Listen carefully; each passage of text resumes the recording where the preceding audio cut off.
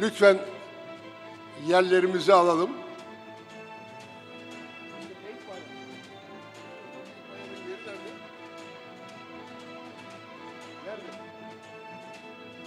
Nerede ek bayarın yeri?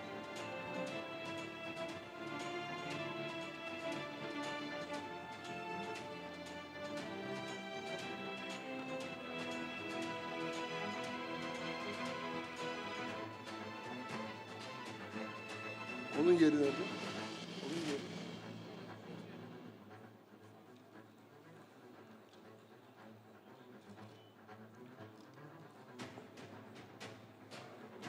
Götür yeri.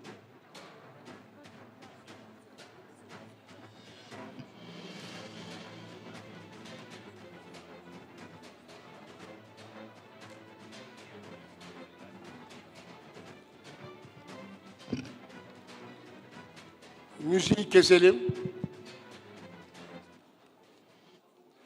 Hanımefendiler, beyefendiler, 26.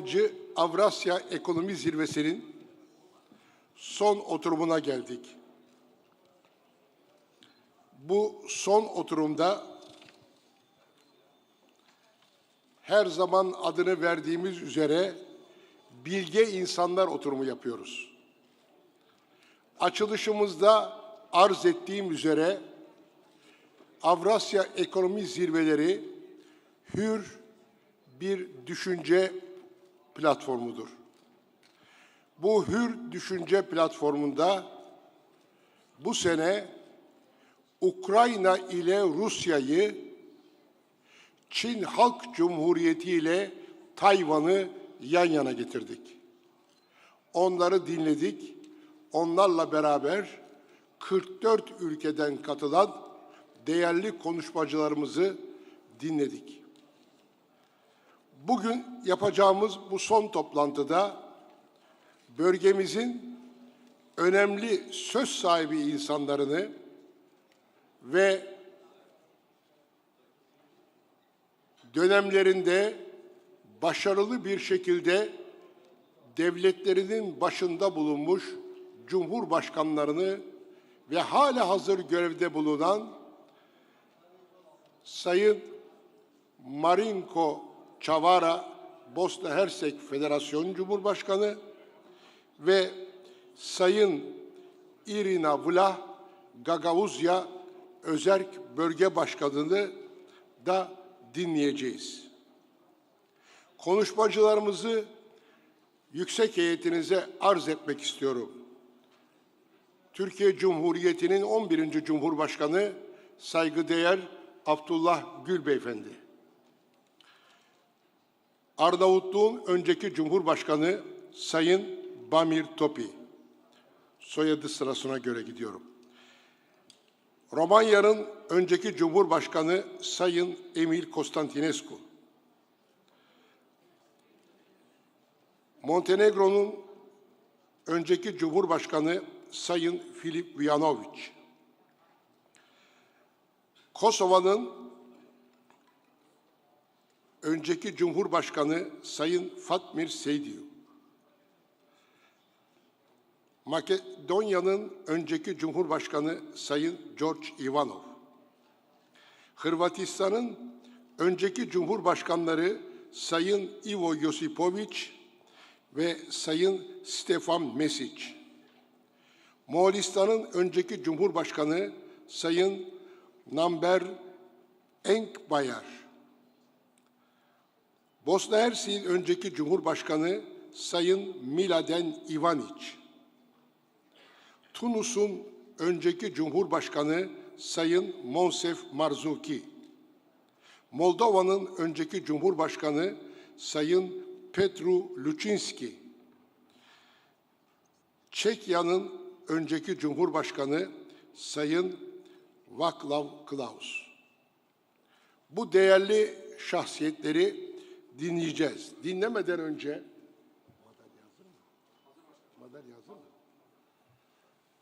bundan önce müdavimlerimizden aramızda 10 yılı geçen yüksek şahsiyetlere takdim ettiğimiz mütevazi bir onur madalyamız var. Bu onur madalyamızı yıllar önce Türkiye'nin 9. Cumhurbaşkanı Sayın Süleyman Demirel'e, Bulgaristan'ın 2. Cumhurbaşkanı Sayın Jelyu Jelef'e, hali hazırda da aramızda bulunan Cumhurbaşkanlarından Sayın Emil Konstantinescu'ya, Sayın George Ivanov'a, Sayın Petru Ulcinski'ye vermiştik. Aramızda bulunmayan Romanya'nın eski Cumhurbaşkanı Sayın Ion Iliescu'ya da bu madalyayı vermiştik. Bugün bu madalyamızı büyük bir onurla ve kabul buyurdukları takdirde zat alileri saygıdeğer 11. Cumhurbaşkanımız Abdullah Gül Beyefendi'ye takdim edeceğiz. Onur madalyamızı vermek üzere heyette ben gördüğüm kadarıyla ağabeyimiz Sayın Emil Konstantinescu'yu davet ediyorum. Sayın Gül'ün madalyasını vermek üzere.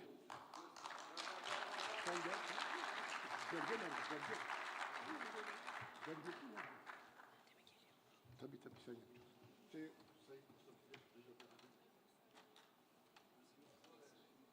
sen yardım et.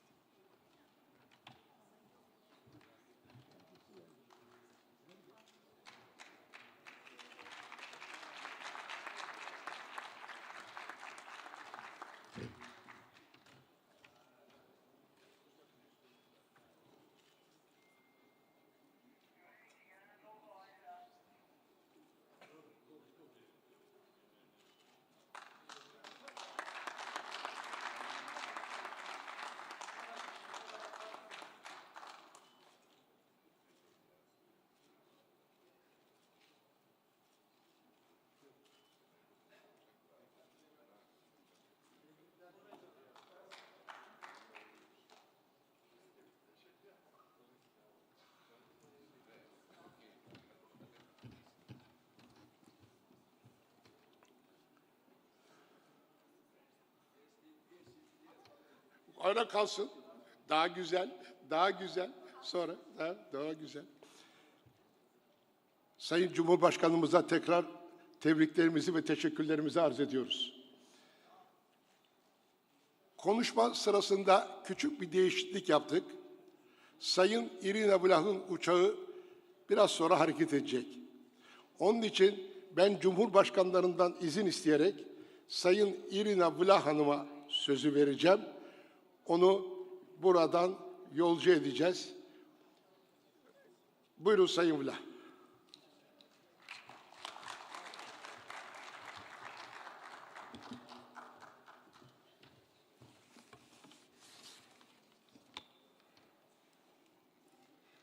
Zaman hayır olsun hepsinize.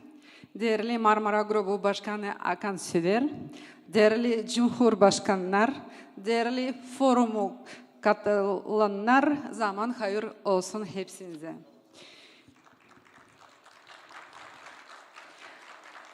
Türkiye bu günler çirkin yer teplemesini geçirdi. Bu tragedyanın acısı bugün de canımızda duyulur. İsterim söylemeye hani biz hepsimiz yaşlıyız. Hepsi Gagauzyan, Moldovan yaşayanları bu zor günlerde Türk halkından beraber bulunur. Geçmiş olsun Türkiye. Bugün isterim konuşma, inanmak için, lafını tutmak için hem de bu temaların dolayında morallik için bugünkü politikada hem dünyada. Dünyada hangisinde değil sadece materyal hem güvenlik krizislerini lazım ayarlanma. Ama lazım ayarlanma tabir krizisi. Politika yöneticilerin krizisini. Cümle bakışı sorunları sıkça gösterirler hani politik liderlerine hem kurumlarına inanmak pek hızlı düşer. Açan politikacılar yok kuvveti çözme insanların problemalarını, korupsiya skandallarını, tutuşan cenkleri o zaman insanların hem kuvvetlerin niyetleri hem istemekleri birbirine uymuyor. Modern politiğin ideal sureti nece lazım olsun? İdeal devletin yöneticisini Platon Respublikası'nda Prens Machiavelli milletin babası, politikalan dil bağlı kadın Roger Gerard Schwarzenegger, devlet spektaklısında ya da yeniden dönüşülmüş bir model. Başka türlü söylemek, kimin var hakkı ayırtma taçı hem asayı. Politiklerin yapılmadık adamakları getirirler ona, hani politika liderlerine inanmak biter. Politika elitaların hesaplığına şüphe peydalanır. Bu sebep için kimisi başlar sayıklama ama hani inanmak hem hesaplık politika uğrunda çoktan kullanılmış materyal.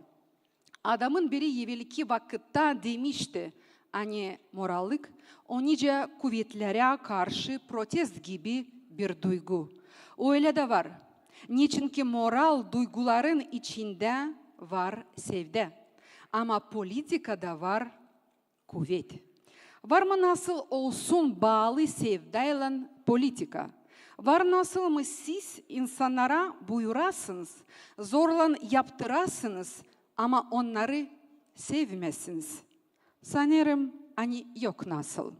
Getirelim aklımıza Latin prensipini homo res sacra. İnsan o bir ağızlı can. Bunu lazım tutalım aklımızda her zaman. Açan konuşuruz insanla.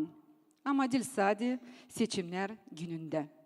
Bu iki işin, kuvvetin hem sevdanın birliği olacak o zaman açan devletin interesleri halizden belli edilecek hem vatandaşlara açık saygı gösterecek. Tradisiyadan hem onurla bir halk lazım bulsun kendi yüksek yerini, hangisine doğru o gider. Lazım yapsın hepsini, ne lazım kanunlu hem demokratiyalı devlet için. Ne bunun var ideal devlet, hangisi için yazardı Platon. En ilkin o bir stabil durumu. Bu o kadar bir lazımlı durum, hangisi her zaman aktual, evvelki vakitte de büyünde.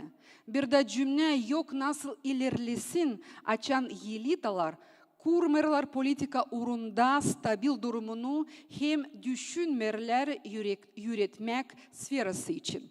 Yürütmek sferası için hangisi en ilkin yürüder politika kulturasına.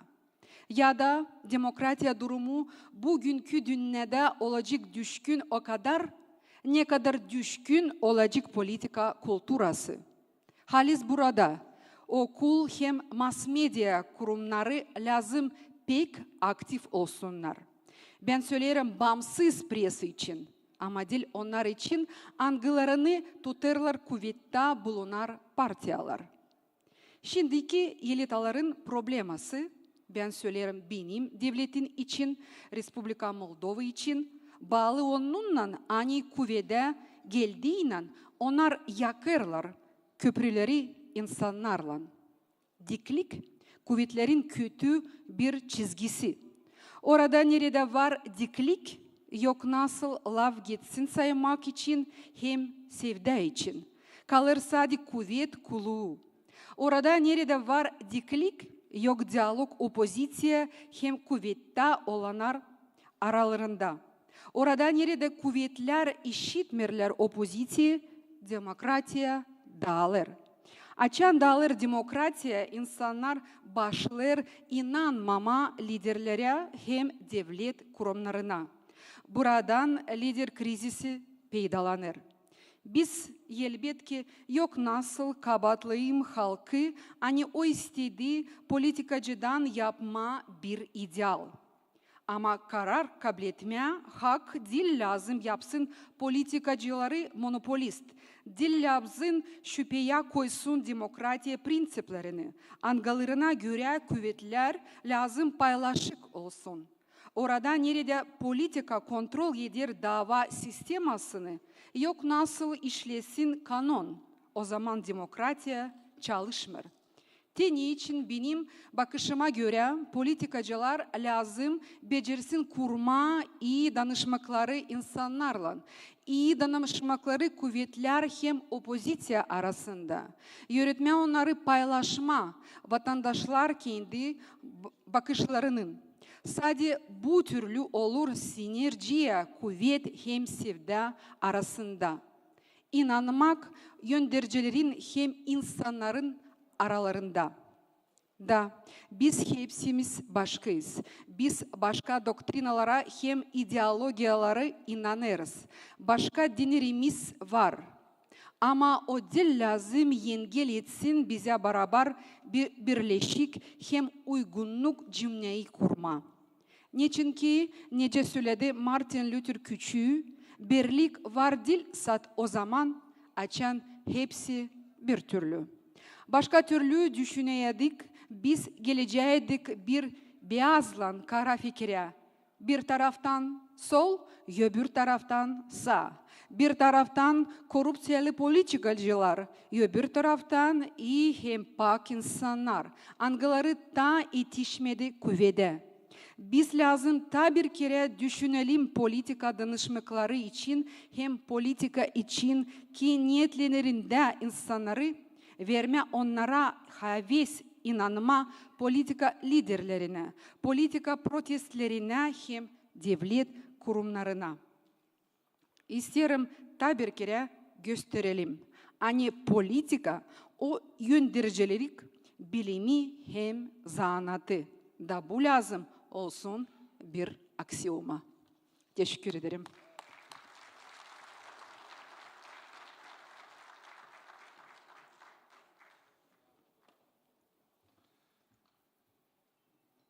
Sayın Vlah, teşekkür ediyoruz konuşmanızdan dolayı.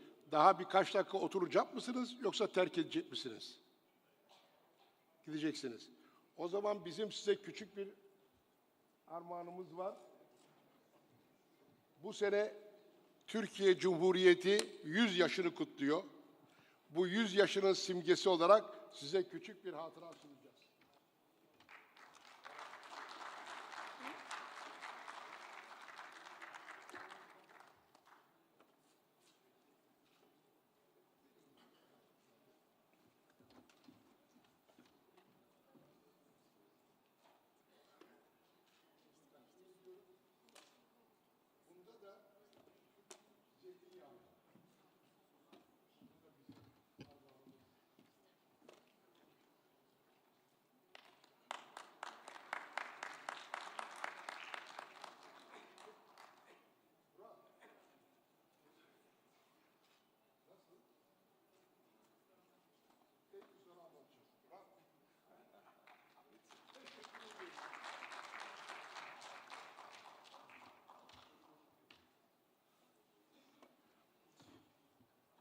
Değerli Cumhurbaşkanlarım, izin verirseniz bir o köşeden, bir bu köşeden davet edelim.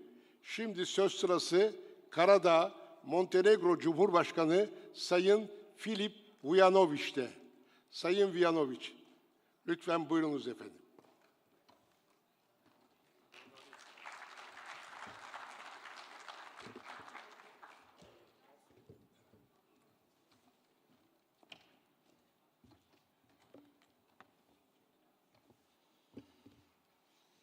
Poštovane kolege, dragi prijatelji, prije svega neizmjerno žaljenje zbog žrtava zemljotresa.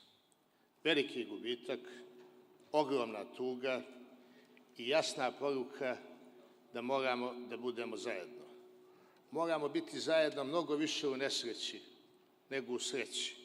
U sreći možemo biti i sami, u nesreći moramo biti zajedno. I mi smo svi zajedno sada sa Turskom. Visoke zvanice, dragi prijatelji, tragične posljedice ratova uvijek zahtijevaju hitno uspostavljanje mira.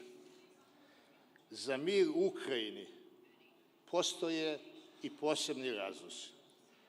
Ukrajinski rat se događa u Europi u 21. vijeku i pokrenula ga je Rusija, koja je nuklearna sila. Rusija, koja je upravo radi očuvanja mira i rješavanja sporova bez rata učestvovala u stvaranju organizacije Ujedinjenih nacija. Ovaj rat je agresija Rusije, agresija stalne članice Savjeta bezbjednosti Ujedinjenih nacija, što je dodatno obavezivalo na čuvanje mira. Uz ogromni broj stradalih, povrijeđenih i stravična materijalna razaranja, rat je izazvao milionsku izbjegličku krizu i ozbiljne globalne ekonomske poremećaje. Rat je stvorio strah i drugih država da će doživjeti sudbinu Ukrajine. Švedska i Finska su odlučile da se pridruže NATO-u. Rusija je suspendovala svoje aktivnosti u globalno vrijednom sporazumu Novi start, sporazumu koji predviđa kontrolu oružja za masovno uništavanje i smanjenje nuklearnih glava. Ovakav stav Rusije izaziva dodatni strah od nuklearnog oružja koji rat u Ukrajini čini posebno opasnim. Kao i svaki rat, i rat u Ukrajini se mora okončati mirovnim sporazumom. Mir bi trebalo da se zasniva na poštovanju principa na kojima je stvorena organizacija Ujedinjenih nacija. Prije svega, to znači da rat ne može ugroziti teritorijalni integritet i suverenitet Ukrajine. U suprotnom, rat bi bio uspješno sredstvo za ostvarivanje spoljnopolitičkih ciljeva. Nakon toga, mora se afirmisati jasan međunarodni standard da manjinski narodi moraju imati maksimalni nivo zaštite u svakoj državi. Zaštite bez ugrožavanja suvereniteta država u kojoj su manjine. Zaštite dogovorom u državi čija su manjina, ako je neophodno i uz podršku države njihovog porijekla ili međunarodne zajednice, ali samo u miru i nikako ratom. To se odnosi na rusku manjinu i u Moldaviji, i u Gruziji, i u Ukrajini, i u drugim zemljama bivšeg Sovjetskog saveza.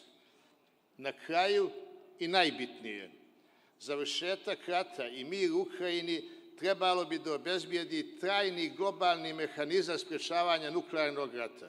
Naravno, to podrazumijeva ozbiljnu reformu Ujedinjenih nacija kao politički najznačajnije globalne organizacije. Mislim da je naše prisustvo ovdje u onome što smo obavljali i što nam je iskustvo, posebno sa prostora bivše Jugoslavije, da apelujemo što više i što prije da se rat odmah prekine i da se uspostavi mir. U vjeri da ćemo skoro imati mir, sve vas srdačno pozdravljam i iskazujem poštovanje. Hvala vam.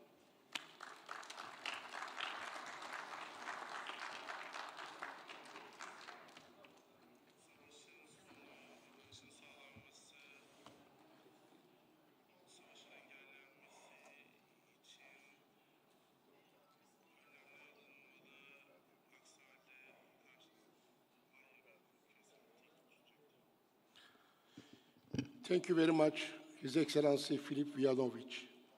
Now, I invite President of the Bosnia-Herzegovina Federation, His Excellency Marinko Čavara.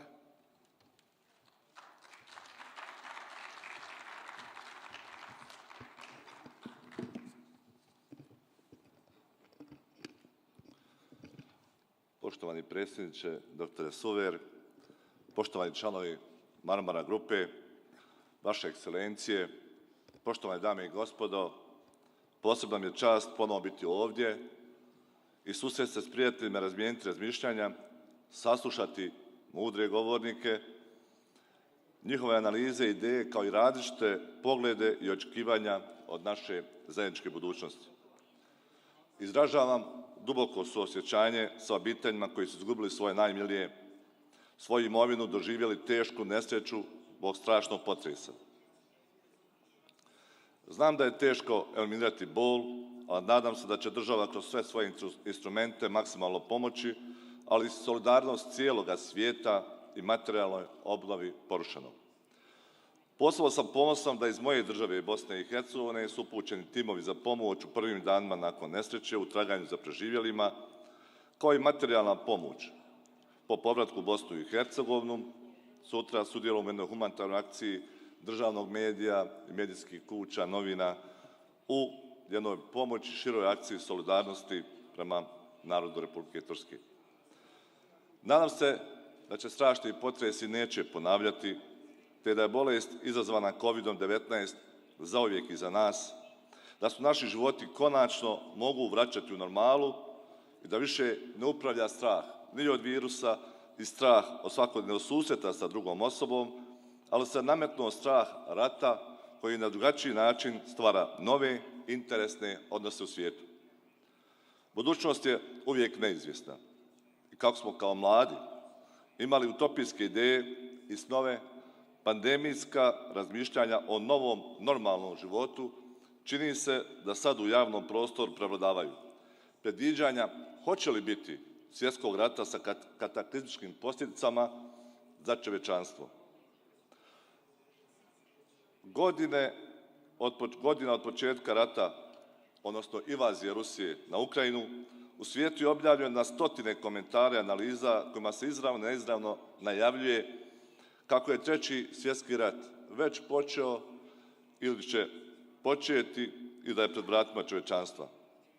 S druge strane, kako god tumačili početak svjetskog rata, neupitno je da je svrstavanje država svijeta na jednu ili drugu stranu izuzetno izraženo i intenzivno se odvija od 24.2. prošle godine. Postoji i treća vrsta mišljenja, ona koja naglašava kako je rusko-ukrajinski rat, koji i dalje bjesni na istoku Evrope pod kontrolom, poput mnogih drugih regionalnih ratova, pred neskrivene i direktne podrške Zapada obrane Ukrajine od agresije i drugačijih mišljenja. Mali broj zemalja proglasio se bezupjetnu potporu Rusiji, od kako su njezine snage ušle u Ukrajinu, uključujući Siriju, Bjelorusiju, Eritreju, Sjevernu Koreju, Kubu i Venezuelu. Duži je popis vlada zemalja, uključujući Kinu, koji izbjegavaju korištenje termina invazija, te se suzdržale od glasovanja u Ujedinjenim narodima, kad su 144 zemlje osudile Rusiju ili su odbile podržati sankcije ruskom gospodarstvu. Stručnjaci kažu da samo Peking ima gospodarsku snagu i globalnu moć da pomogne Rusiji ublažiti udarac oštrih gospodarskih sankcija koje su uvele Sjedinjene Američke Države i zemlje Zapada i Europske unije i da uvjeri Moskvu da okonča vojnu akciju u Ukrajini. Kineski odgovor na rat u Ukrajini mogao bi oblikovati ishod sukoba. Kina se prikazuje kao neutralna po pitanju krize u Ukrajini, ali državni mediji podržavaju stajalište Moskve da je rat uzrokovan širenjem NATO-a u Evropi. Dvije sile dijele zajednički jezik u svom neprijateljstvu prema Sjedinjenim Američkim Državama, otporu prema demokratizaciji i prema svjetskom poretku, utemeljeno na pravilima koje su stvorile zemlje pobjednice nakon Drugog svjetskog rata i njihovi evropski saveznici. Otkako su američke i evropske vlade uvele sankcije Rusiji, kineski izvoz u Rusiju je porastao, uključujući električnu opremu, vozila, strojeve, dok se Moskva poslala Kini naftne i derivate, drvnu građu, no nejasno je hoće li Kina biti spremna poslati Rusiji vojnu opremu i naoružanje. Kina kaže da je samo poslala humanitarnu pomoć i Ukrajini i optužila je Sjedinjene Američke Države da pogoršavaju sukob slanjem oružja vladi u Kijevu. Iako se čini da Indija i druge zemlje spremne nastaviti trgovati s Rusijom i suzdržati se od njezine javne kritike, samo Kina ima moć baciti pojas za spasavanje Moskvi. Rusija isporučuje oko 60% oružja i opreme za indijsku vojsku, što je kamen temeljac desetljeća dugih prijateljskih odnosa između Moskve i Indije. Stručnjaci kažu da to dijelom objašnjava zašto je Indija tako tiha u ratu u Ukrajini, izbjegavajući oštre kritike Rusije i pozivajući se na diplomatsko rješenje. Indija također izbjegava kritizirati Rusiju nakon zauzimanja ukrajinskog poluotoka Krima 2014. godine. U potezu koji frustrira Washington, Indijska središnja banka istražuje trgovinske aranžmane s Moskvom, koje bi koristio samo indijske rupije i ruske rublje zaobilazeći zapadne sankcije. Napad Rusije na Ukrajinu doveo je Izrael, čvrstog saveznika Sjedinjenih Američkih Država, u delikatan položaj, jer prema izraelskom zakonu sankcije se mogu nametnuti samo zemlji koja je označena kao neprijateljska država. Saudijska Arabija i Ujedinjeni Arapski Emirati izbjegavalo su podržati Bajdenovu administraciju u nastojanju da izolira i kazni Rusiju zbog invazije na Ukrajinu, te su izbjegavale kritizirati Moskvu zbog agresije. Do sada se zaljevske zemlje nisu odlučile na povećanje proizvodnje nafte kako bi kontrolirale rast cijena, unatoč zahtjevima Vašingtona i drugih zapadnih zemalja. Bogate monarhije zaljeva vide Rusiju kao ključnog aktera u koaliciji proizvođača nafte, koja je osmišljena da upravlja globalnim tržištem. Prije 3 godine Saudijci i druge naftne sile pozvale su Rusiju da formira proširenu skupinu poznatu kao OPEC, kako bi kontrolirala proizvodnju i osigurala stabilno, profitabilno tržište nafte. Grupa je stvorena kako bi se suprotstavila učinku američkog procvata proizvodnje nafte i škriljaca. Zaljevske arapske države ne žele ugroziti dogovor s Rusijom zbog rata u Ukrajini i vide Rusiju kao važnu kariku u koaliciji proizvodnju nafte. Republika Turska i Rusija pronalazile su zajednički jezik u nekim područjima, čak i kad se sukobljavale na drugim područjima. Turska je članica NATO-a, a opet je kupila protuzračne projektile S-400 ruske proizvodnje i sklopila energetske sporazume sa Moskvom. Ukrajinci za to vrijeme uspješno koriste dronove turske proizvodnje koji su vrlo efikasni protiv ruskih oklopnih konvoja. Balansiranje između Rusije, Ukrajine i NATO-a, Ankara se pojavila kao potencijalni posrednik zajedno sa Izraelom u nastojanju da pronađe rješenje za rat kroz pregovore koji svi želimo i priželjkujemo. Ovo nas navodi na jasan zaključak, na bipolarnost odnosa u svijetu i uspostavljanje novog svjetskog poretka za koji se svi slažu da je počeo 24.2.2022. godine. Nemoguće je pretpostaviti kraj rata, izgled novog svjetskog poretka. Zasigurno, ušli smo u novo turbulentno vrijeme i mnogi se pitaju do koje mjere su spremni ići, koja su sve sredstva spremni koristiti glavni akteri svjetskog nadmetanja moćnih supersila u ostvarivanju svojih interesa. Trenutna situacija u svijetu pokazuje da se sve otvorenije pokazuju neprijateljstva moćnih i da traže svrstavanje malih, a mi svi smo zabrinuti jer nam se čini da nismo ništa naučili iz povijesti i kuda vodi svrstavanje svih zemalja svijeta. Kaos koji se stvara oko nas, koji nas okružuje, je možda šansa za novi, bolji svjetski poredak i bolje odnose. Ovdje govorim o svim krizama koje trenutno vidimo oko sebe i koje kaotično ugrožavaju mir i stabilnost u svijetu. Prema viđenju većine evropskih političara, ovo je početak nove ere, jer nakon svakog dramatičkog događaja stvari se nikad ne vraćaju na staro, uvijek je to prilika za stvaranje i početak novog vremena, nove ere. Nažalost, u svakom ratu je ljudska patnja i humanitarna kriza koja nije samo ograničena na prostor zahvaćen ratom, ali nam za sad čini da rat u Ukrajini da će izazvati globalno gospodarstvo u usporavanju, da će osjetiti puno sporiji rast i inflaciju i druge nesagledive posljedice. Analitičari predviđaju da zbog porasta cijena hrane i goriva, klimatskih promjena, može doći do većeg rizika od nemira u mnogim zemljama, a što prije rat završi, posljedice će biti manje, ali negativni učinci su već tu i mi moramo raditi, svi doprinijeti gdje možemo, pa i ovim aktivnostima koje su imali neku veće širenju ljubavi kako bi zaustavili rat i doprinesimo miru u svijetu. U svijetu sve više troši za naoružanje i teško je napraviti stvarnu usporedbu koliko koja zemlja novaca izdvaja za oružje u suvremenom ratovanju i definicija oružja redefinirana. Suvremene tehnologije možda nisu izvorno namijenjene ratu, ali vidno da su i društvene mjere, cyber ratovanje, kibernetički rat i hakerski napadi mogu poslužiti za neke nove invazije. Tako se već odavno one sa filmskih ekrana preselilo u stvarnost. Svi ratovi završavaju pregovorima, iz ratova nitko nije izišao kao pobjednik i zasigurno, ma koliko neke bitke bilo tko slavio, one su iza sebe uvijek ostavile samo ljudsku patnju i tragediju.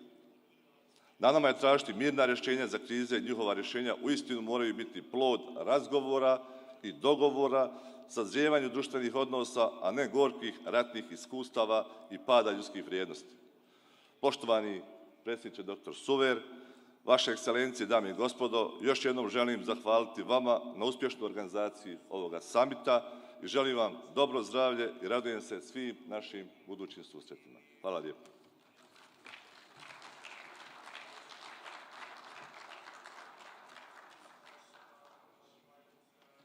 Sayın Marinko Çavara'ya çok teşekkür ediyoruz. Şimdi söz sırası Arnavutluk önceki Cumhurbaşkanı Sayın Bamir Topi'de. His Excellency Bamir Topi.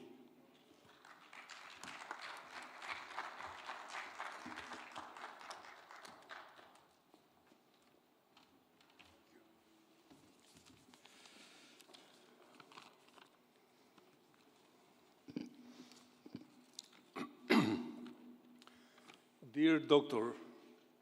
Hakan Suver, dear colleagues, ladies and gentlemen.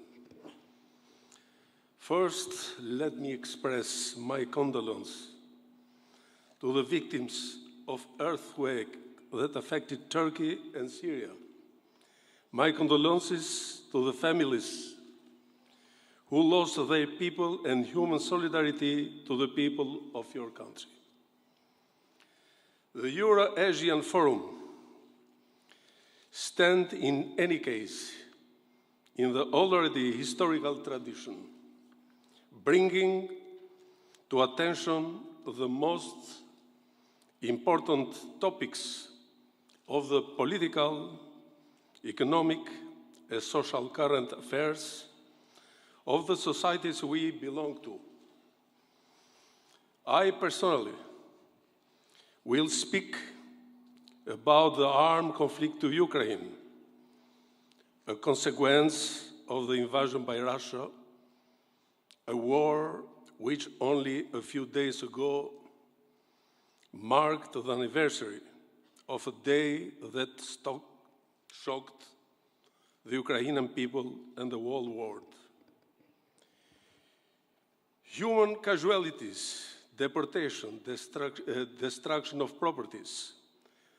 This is a gloomy panorama of a European country which is showing that the principles of freedom and democracy are the motive of resistance and optimism to restore sovereignty. Aspects of world geopolitics are part of our daily information. This aggression has brought disruption of strategic balances, especially in Europe. With clear position of the EU and the United States, accompanied by strong sanction against the Kremlin, whose policy still today operates with the political philosophy of Great Russia and far from the principles of democratic world. One of the most sensitive aspects of the impact of the war to Ukraine is Putin's tendency to extend the tension to the countries of Western Balkans, where geopolitical stability has historically been fragile. Putin's war has undermined Russia on geopolitical stage in relation with the situation in Balkan area. The Kremlin has demonstrated repeatedly that the Balkans are a conducive environment for punching back against Europe and the United States. The region's ample ethnic, political and social fractures during a slow process to EU integration create easy opportunities for Moscow to disrupt the post-Cold War European order. The Kremlin's track record included it is not for long-time refusal to recognize Kosovo independence, a brazen cop attempt in Montenegro, support for separatist leaders in Bosnia and Herzegovina, and the strategy to stimulate the interstate political tensions. Russia has several strategic goals in the region. It seeks to prevent the Western Balkan state to join the EU. Moscow has long capitalized on lynching ethnic Serbs. But NATO and the peacekeeping force in Kosovo continues to play an essential role in a stabilizing effort. Serbian president, relation with Putin has long been complicated, even though too often has demonstrated pro-Russian domestic sentiment for his own political purpose. Still, Russia remains a dangerous actor in the Western Balkans. They have a capacity and a willingness to play against integration processes on regional reconciliation. The war in Ukraine could incentive Moscow to use its more destabilizing tools in the region. Russia has proven and then know how to be master of destruction, how to take advantage of ethnic problems and to support nationalist politicians and complicate the region reform agenda.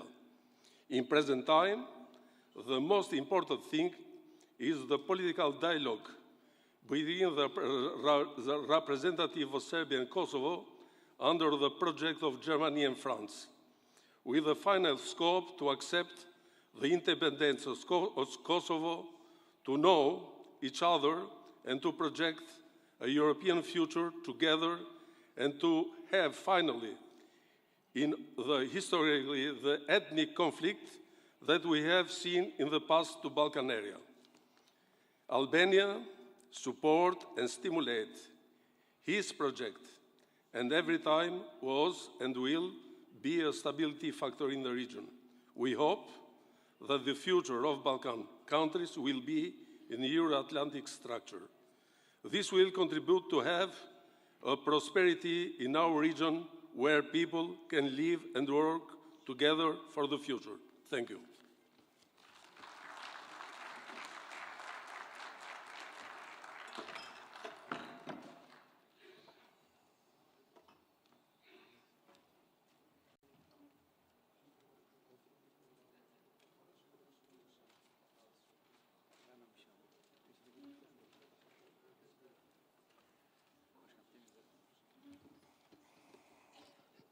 Thank you very much, His Excellency Bamir Topi, for your kind speech.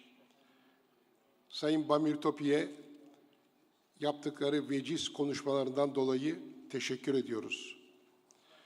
Şimdi söz sırası Romanya eski Cumhurbaşkanı Sayın Emil Constantinescu'da. Sayın Emil Constantinescu, Marmara Grubu Vakfı'nın onur madalyasına da sahiptir. Kendilerini kürsüye davet ediyorum. Excellence.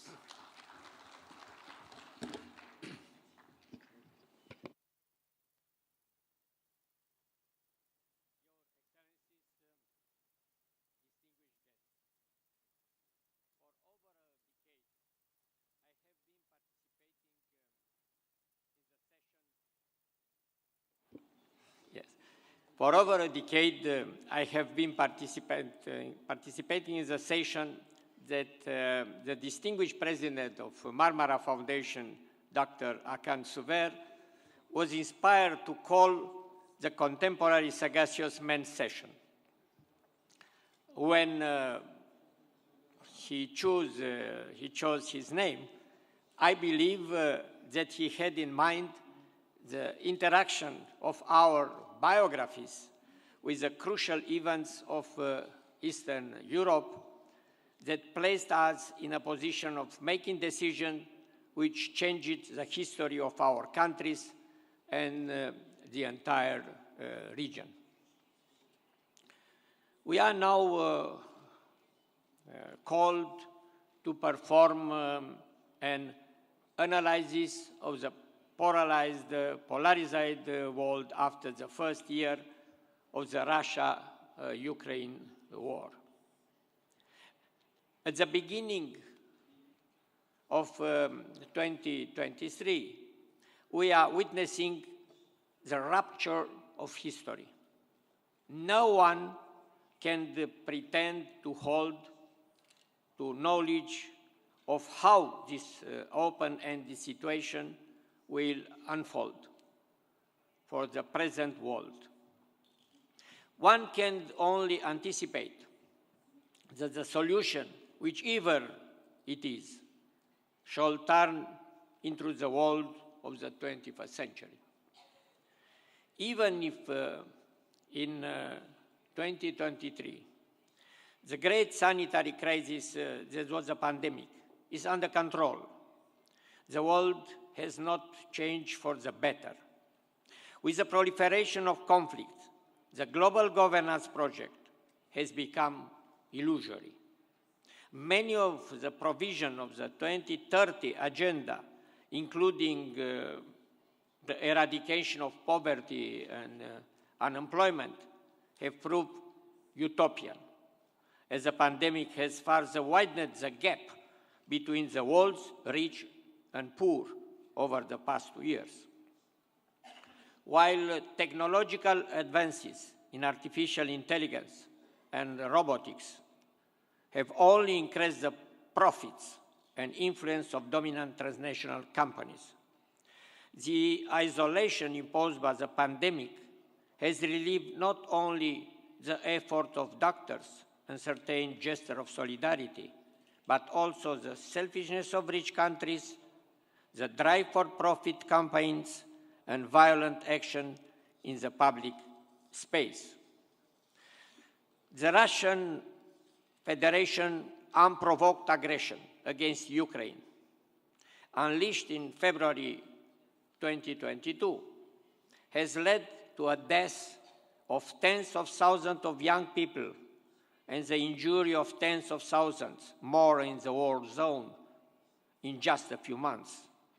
It caused immense destruction, both material and immaterial, with immediate and long-term consequences in having brought about a food and energy crisis and a huge involuntary migration of millions of refugees.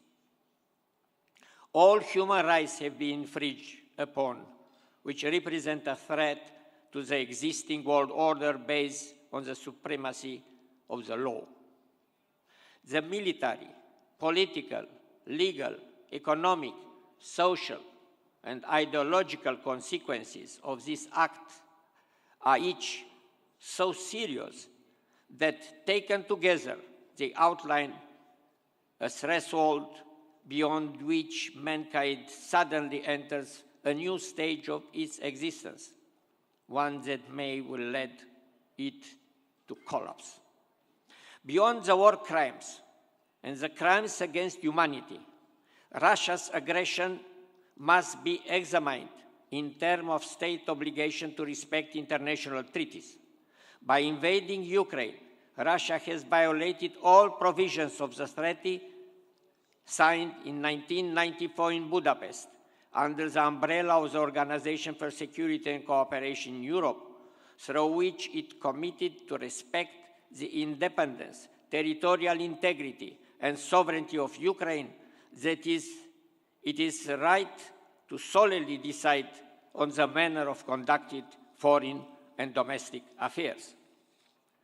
In fact, that aggression is being carried out against a state that has renounced its nuclear arsenal by transferring it to Russia, has had the effect of discouraging any state that intends to possess nuclear weapons from either renouncing them, at the same time encouraging as many states as possible to arm themselves with nuclear weapons in order to counter potential attacks using conventional weaponry.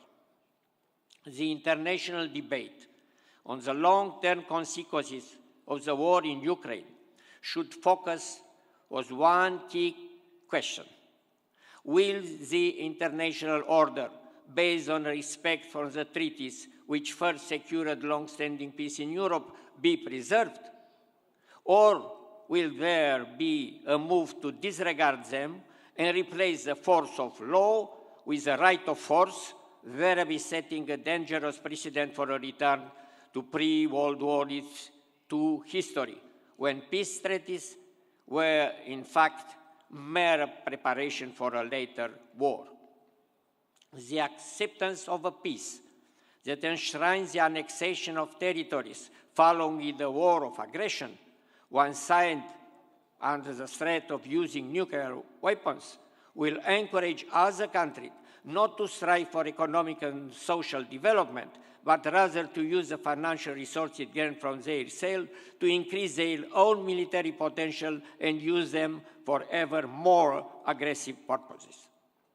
This is easier said than done, as the present war is viewed differently, not only in different parts of the world, but even within the same country, within the same society, be they larger or smaller communities. Sometimes it is viewed differently by the member of the same family. Are we still unaware of the fact that at this precise moment, humankind is forced to choose not only between the aggressor or the victims, or between war and peace, but also between lies and truth? Are we still unaware that these are important not just for the surrounding world, but also for our own conscience? This means that the choice to be made resides between a confusing future and one built on solid legal and moral principles. At the crossroads in time, when there is a new Cold War on a global level and another war ongoing on the regional one, accompanied by the threat of a nuclear cataclysm with global consequences, one needs to build back in the recent history, memory, the solidarity around the ideals of freedom, truth, and justice, which enlightened the last decade of the 20th centuries as an antidote to fear and indifference. In order to promote peace and understanding in the world, the United Nations and other international organizations search for the lowest common denominator upon which we can all agree. This denominator is based on common interest. And yet, if people in Eastern Europe were ready to fight and die for freedom and democracy 30 years ago, and now they are showing the same determination right before our eyes in other parts of the world, then I believe we can begin to speak of not only common interest, but also of common ideals. I believe we can hope for more. We can achieve true peace and understanding by focusing not on the lowest common denominator of shared interest, but by looking to the highest common denominator, our ideal of peace. This year, Eurasian Economic Summit coincides with the celebration of the centenary of the establishment of the Republic of Turkey, which is now in mourning for the victim of the devastating earthquake. There is a pedagogy of suffering, which makes us more receptive and maybe shall be capable to replace the globalization seen as economic, political, and communication phenomena with a globalization of empathy, compassion, and solidarity. In his book titled The Causes of the Third World War, published in 1958 during the Cold War, Wright Mills warms the reader from the very introductory phrases that reflected upon the war means to reflect on human conditions. To live in peace has been an eternal wish of mankind, one that has gone unfulfilled for millennia. On the closing day of the 2022 Youth Summit of Islamabad, which was attended by 55,000 young people from all over the world, either in person or online, participants planted a peace tree. We would do well to remember that the Abrahamic religions, Garden of Heaven, featured two trees, the tree of life and tree of knowledge of good and evil. In tasting the apples of the tree of knowledge, man forfeited eternal life, but received in exchange the freedom to choose between good and evil. Peace represents the ultimate good, and it puts a stop to enormous loss of human life brought about by war. The tree of peace, planted by the youth of the 21st century, if well tended, can well open a path to the tree of life, long lost through both our original sin and all the crimes against humanity that have been committed throughout history. The youth of today shall populate the world of the 21st century, and it is entirely up to them to convey its outline. I only wanted to present you my thoughts, pondering on the old men that plant the sampling of trees under whose shade they will never sit. Thank you for attention.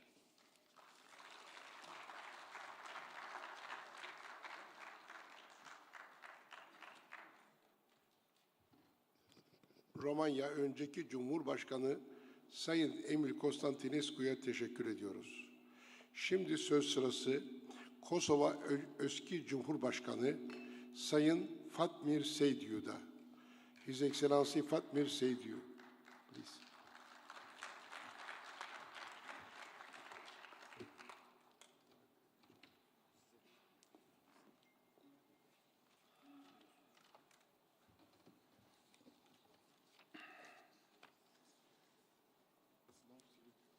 Ju faleminderit, Dr. Suver, shkëlqësia juaj President Gül, President të vendeve tjera që jeni musafir, të nderuar pjesëmarrës, zonja dhe zotëri.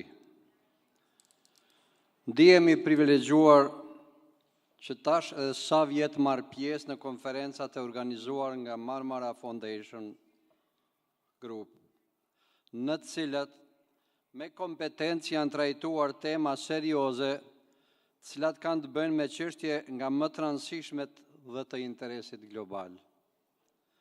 Edhe si vjet, shihet një përkushtim i tillë, i cili nuk do të ndalet vetëm në përkujtimin e 100 vjetorit të Republikës Turqisë, përkatësisht të kohëve të vështira të lindjes së saj, si edhe të shumë periudhave sfiduese në për të cilat ka kapërcyer deri në ditët e sotme.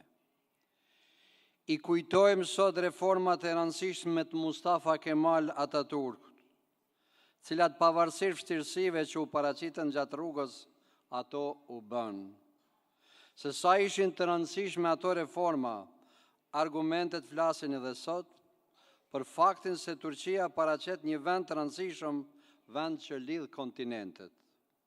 Prandaj, dëshiroj të shpreh urimet e mia për popullin dhe Republikën e Turqisë, për të arriturat e gjatë atyre 100 vjetëve, të cilat i kanë përshkruar shumë ngjarje të mira e të vështira, të suksesshme dhe me kriza, dhe her pas her ka dalë që t'i kenë të prezent, por duhet që i ka zgjedhë.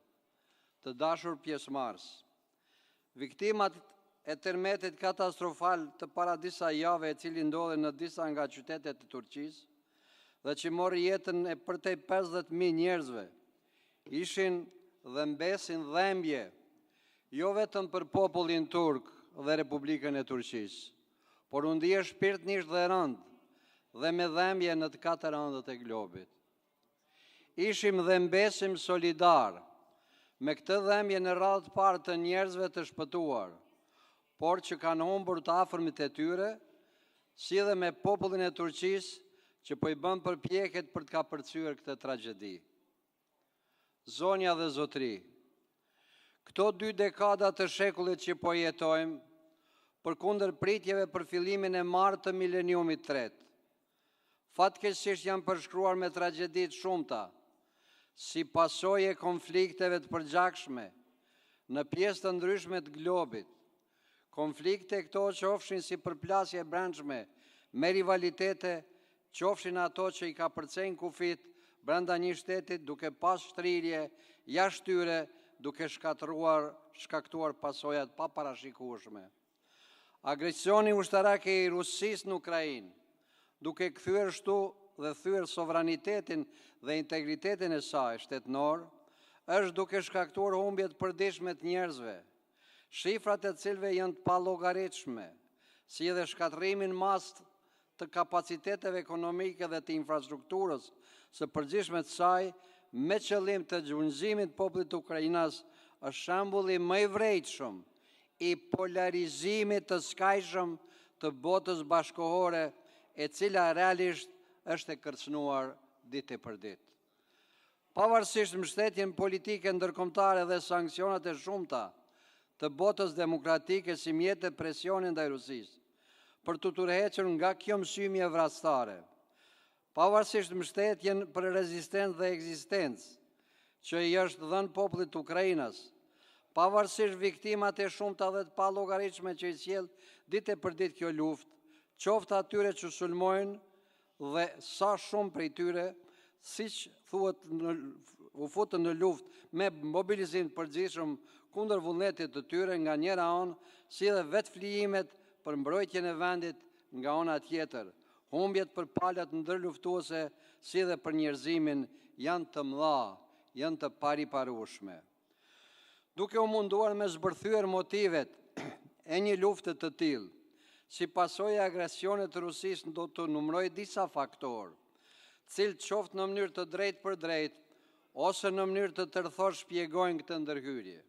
E para, ani pse Rusia mban epitetin e njerëz prej superfuqive botërore, duke pasur edhe statusin e vendit me prezencë përhershme në Këshillin e Sigurimit të Organizatës Kombeve të Bashkuara, me përfundimin e luftës ftoftë, kur dhe do të dezintegrohet Bashkimi Sovjetik i dikurshëm, dhe për shkak të krizave të mëdha të brendshme në një mënyrë apo tjetër, veçanërisht në udhëheqjen e leadershipit të saj, ajo po tenton të rikthejë rolin e dikurshëm të Bashkimit Sovjetik apo të Rusisë moshme, ani pse nuk është suksesori i vetëm i saj.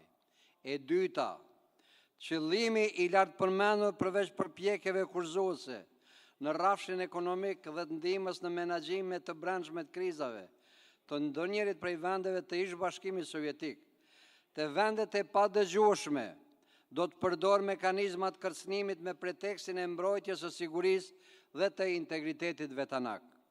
Pas një arsye, Ukraina dhe ndërhyrja kundër saj është shembulli tipik i kësaj strategjie. E treta, një logjikë e tillë e ndjenjes si e kërcënuar, siç janë aludimet se do të ndodhë kjo me bashkëngjitjen e Ukrainës me Bashkimin Evropian dhe NATO-n, përveç konfliktit të hapur me luftë, do të mundohet paralelisht të bartë edhe tek vendet e tjera të konsideruara aleate të saj. E katërta, kërcënimi i përditshëm, si ndaj vendeve veçinje, siç është shembulli i Moldavisë, vendet e Baltikut, apo dhe vendet të tjera në kufit e saj perëndimor, janë mesazhe ogurzeza, të cilat deshëm apo nuk deshëm krijojnë klimë shqetësimi, pasigurie dhe si e tillë rrezikon paqen dhe stabilitetin jo vetëm në përmasa rajonale, por edhe më gjerë.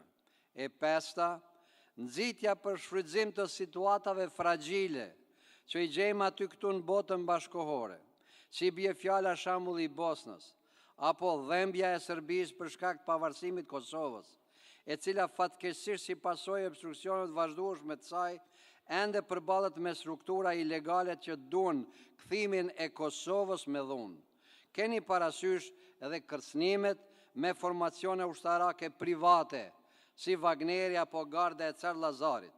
Sipas kësaj logjike, një konflikt i ri do të ndihmonte rikthimin në famën e dikushme, ato kohë kanë përfunduar.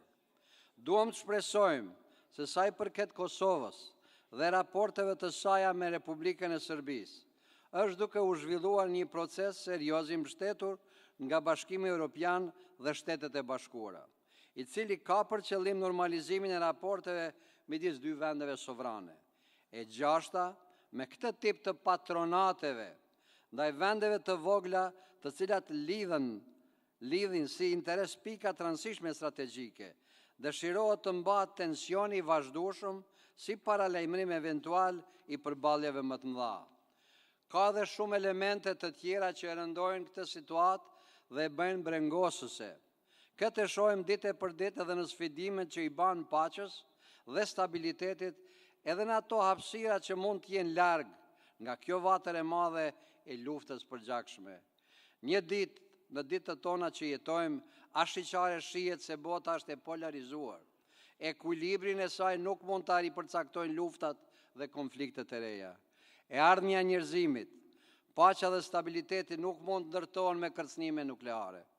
Të shpresojmë se gjykimet e urta do të shtensionojnë raportet acaruese gjithkund ku ato mund të jenë si të tilla. Ju faleminderit shumë. Thank you very much.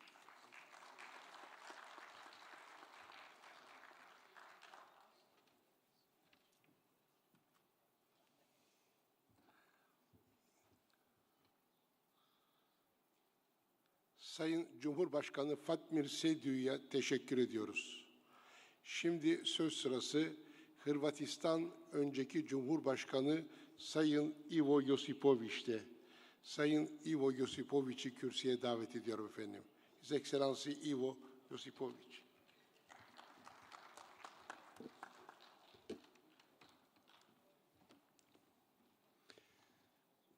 Firstly, Professor Suver, thank you very much for the invitation to participate on this beautiful forum. Secondly, I accept my condolences for big tragedy of your people. It's really huge tragedy, and I hope solidarity will help to overcome those terrible consequences. Now, allow me to speak about the topic. What to say? I'm afraid. I'm really afraid because several facts. First one is that really no one knows what will be the final outcome of recent war in Ukraine. No one knows. Anyone who states that he knows the result, he is very arrogant.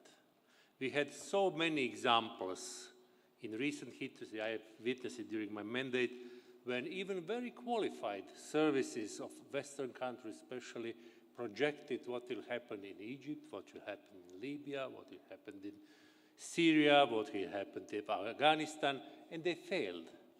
That means that our destiny is not certain. Secondly, we are going to speak, and we are speaking about new world order. How it will look, no one knows. Definitely no one knows, but definitely it's clear that United Nations are in huge crisis, and possible new world global order should have a better solution, improved UN or I don't know what, to be more efficient in cases like wars all around the world. Thirdly, I'm really again astonished by cruelties performed in Ukraine. Okay, war is itself a very cruel event. But what's going on there shows that nature of human beings are very complicated, very cruel, and against human beings. We had experience in our war in 90s in the territory of former Yugoslavia, when neighbors, friends, relatives killed each other, were very brutal, and they didn't show any mercy for the other side or third side. And finally, it's for me very depressive that all values, important values that we shared and we thought that there are forever in our, especially Western democratic societies, disappear during the night. Solidarity, okay, we have solidarity, but what is with human rights? What is with rule of law? What is with fight against corruption? All important issues are now somewhere behind, and everyone is concentrated. Now I will tell something that I don't like to tell, to prepare for next war. And I think that no one knows whether this war now in Ukraine is going to be transformed in the Third World War. Everything looks, there are many similarities between situation today and in 30s in Europe before the Second World War. Really too many similarities. And we see now that many countries, including in our neighborhood in the region, are investing huge amounts of money to buy new weapons. It's not so important to invest in hospitals, in medical care, in education, but military equipment. That's something that shows that many governments think that possibly the time will come to use this weapon, definitely. And in connection with this, I have to say that I'm very worried for the situation in our region, in Western Balkans. Why? Because definitely war in Ukraine and position of Russia in international community is somehow having echo in countries of former Yugoslavia and some other neighboring countries. It's not always clear whether Russians are trying to involve those countries in different kind of conflicts, political conflicts, military conflicts, or internal, possibly civil wars, but also local forces, local political forces are expecting from war in Ukraine to change their reality in their particular countries. It can be recognized in many countries in Western Balkans, and I think it's a really big mistake to attach the future of anyone's country with unknown outcome of the war in Ukraine. That can be very dangerous. And so that is the reason that I'm now not as an important politician or someone who has power, really does not, I do not sleep peacefully. I'm always think what will be the future of young generation, of our daughters, sons, grandsons, grandkids, and I have to be back to my first position. I'm really afraid. Thank you very much.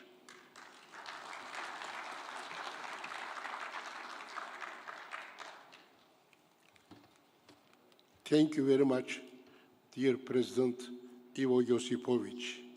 Now we continue from Croatia. His Excellency President Stefan Mesic. Hırvatistan'la devam ediyoruz. Sayın Stefan Mesic, Hırvatistan önceki Cumhurbaşkanı. Your Excellency.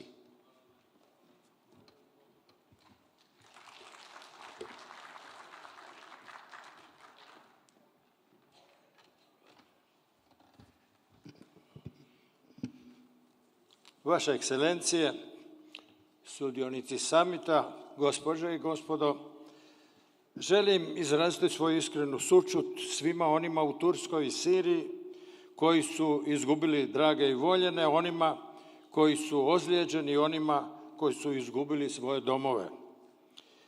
Tuga je ogromna, ali Turska će prevladati ovu ogromnu bol i obnovit će se pogođena mjesta jedinstvenom solidarnošću i suradnjom unutar i izvan Turske. Iskustvo prošlih potresa ne može nam pomoći da predvidimo sljedeću katastrofu. Ali povijest Republike Turske, koja ove godine slavi 100. obljetnicu osnutka, daje mi za pravo tvrditi da će turski narod nastaviti svojim impresivnim razvojem i da će se vratiti izvjesnosti i ljepoti svakodnevnice i sreće. Želio uputiti svoje čestitke i najtoplije želje narodu Turske u svečanoj prigodi 100. obljetnice Republike. Danas je Turska članica G20. Turska je velika nacija koja je postigla značajan gospodarski i infrastrukturni razvoj. Turska je od 2000. godine puno uložila u uspješno, komercijalizirala svoj povoljan geopolitički položaj, gradeći mega infrastrukturne projekte. Sada ću izdvojiti samo neke od tih. Svjetski poznati turski projekt vrijedan preko 3 milijarde eura je željeznički most koji prolazi ispod Bospora. Osigurava veze evropske i turskog dijela azijske i evropskog dijela, ali svakako i Azije i Europe. Zatim je otvoren most Čandakale, poznat kao Dardanelski most, kao sastavni dio puta svile. Svi ovim fantastični projekti ostavili su svijet zadivljenim. Prošle godine sam na 25. Eurazijskom ekonomskom samitu govorio o miru i o tome da rat u Ukrajini treba završiti brzo i političkim pregovorima. Ali stvari se razvijaju u suprotnim smjerovima. Sada je svijet na rubu nuklearnog rata. Dragi prijatelji, potresi potvrđuju da zemlje ne mogu pregovarati sa planetom Zemlja o miru, ali mogu i moraju pregovarati o miru u rusko-ukrajinskom ratu i zaustaviti ovo mračno vrijeme ubijanja, okrutnosti, smrti koje je progutalo Europu. Postoje jake snage koje odbijaju pregovore zbog svoje povijesno-političke pozadine te geostrateških i ekonomskih interesa. One zemlje koje podupiru mir i suradnju zahvalne su turskoj diplomaciji koja je posvetila veliki dio vremena i truda da spoji Rusiju i Ukrajinu kako bi se usmjerili prema miru. Znam da se ne može jednostavno u razmišljanju o uzrocima sukoba, ali sada je najvažnije zaustaviti stradanja Ukrajine, ali i Europe. I želim završiti s time da ja i moji kolege u jugoistočnoj Europi snažno podupiremo Tursku da nastavi sa svojim vidljivim diplomatskim doprinosom i nastojanju uspostavi mira i suradnje u Europi. Ali moram još nešto dodati. Europa koju poznajemo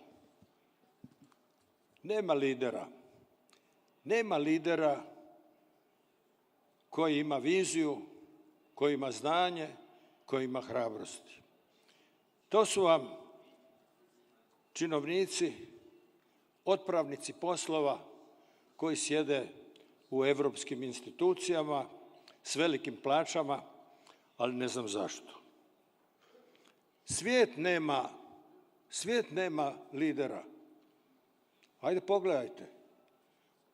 Koji je to lider sa vizijom koji nudi izlaz iz ovog vremena kada se prijeti nuklearnim ratom? Nema ga. Ali pojavio se Xi Jinping, predsjednik Narodne republike Kine, koji ponudio jedan program izlaska iz krize od 12 točaka. To je jedan sveobuhvatan plan vrlo razborit, ostvariv i hrabar. Međutim, taj prijedlog nije baš dočekao veliki aplauz u svijetu, jer se bori za mir. A nekima odgovara rat, nekima odgovaraju ratne prijetnje. Ovaj skup i razni drugi skupovi trebaju upravo vršiti pritisak na one koji donose odluke. Jer ako se prijeti danas nuklearnim oružjem, ono nekad može biti upotrebljen. Ja sam bio zadnji predsjednik Jugoslavije, bio sam 10 godina predsjednik Hrvatske, preživio sam Drugi svjetski rat, ali dopao me i ovaj naš rat kod raspada Jugoslavije.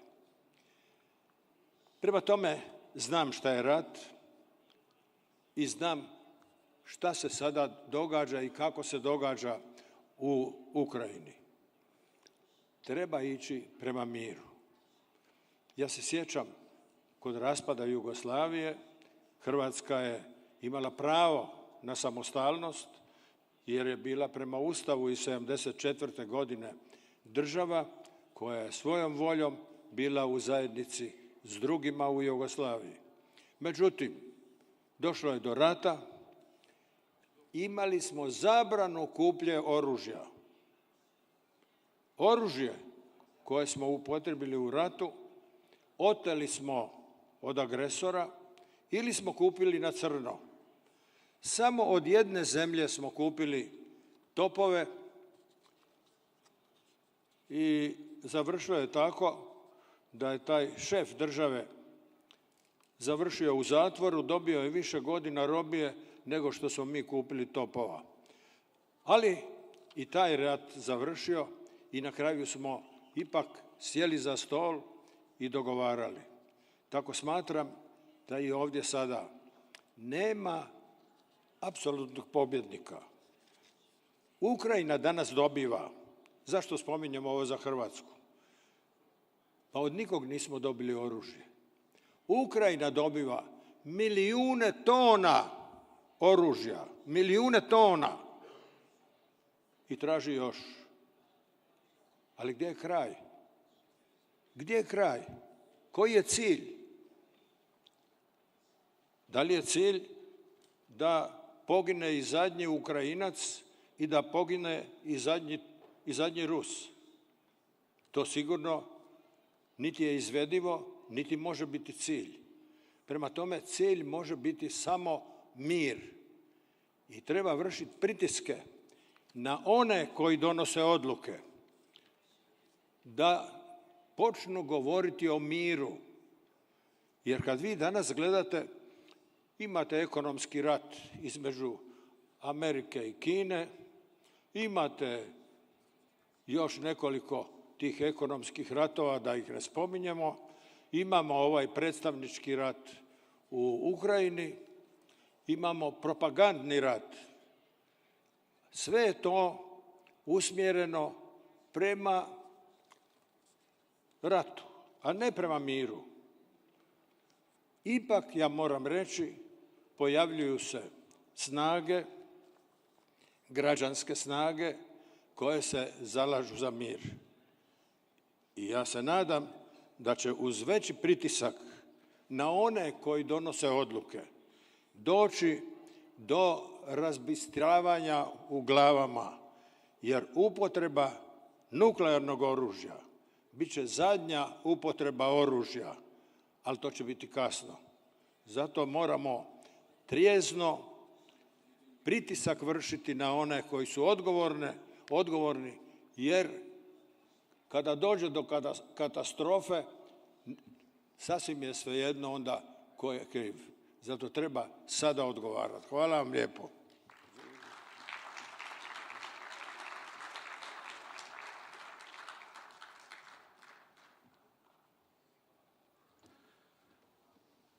Sayın Mesic'e teşekkür ediyoruz.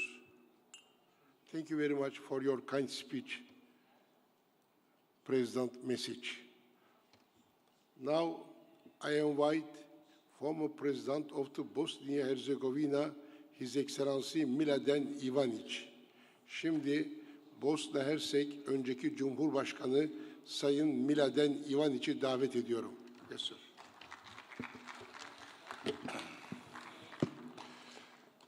Thank you very much, Mr. Suver. It's always a pleasure to be here in Istanbul, in this beautiful city. It's always good to see the friends, this time especially President Gül, whom I know for more than 20 years, maybe even much younger, at the time the ministers. On the other hand, I wanted to say that all of us and our countries will support Turkey in all this, what can be done to rebuild the areas which were affected by the earthquake, and hope that we will be successful in that, like we were successful in giving first help, which was needed. There are a lot of disadvantages being former presidents, but there is one advantage which is very significant. Finally, you can speak honestly from the bottom of your heart without thinking about the political correctness. So I will speak in that way about the Ukraine here. When I was at the beginning of the war in Bosnia, at that time I was a professor at the university, and it was the beginning, 92, and all sides believed that they can win on a military way.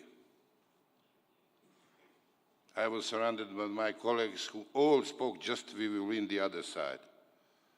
I had an interview and I said that there will be no winner in Bosnian war, that it's not possible to have these two extreme solutions.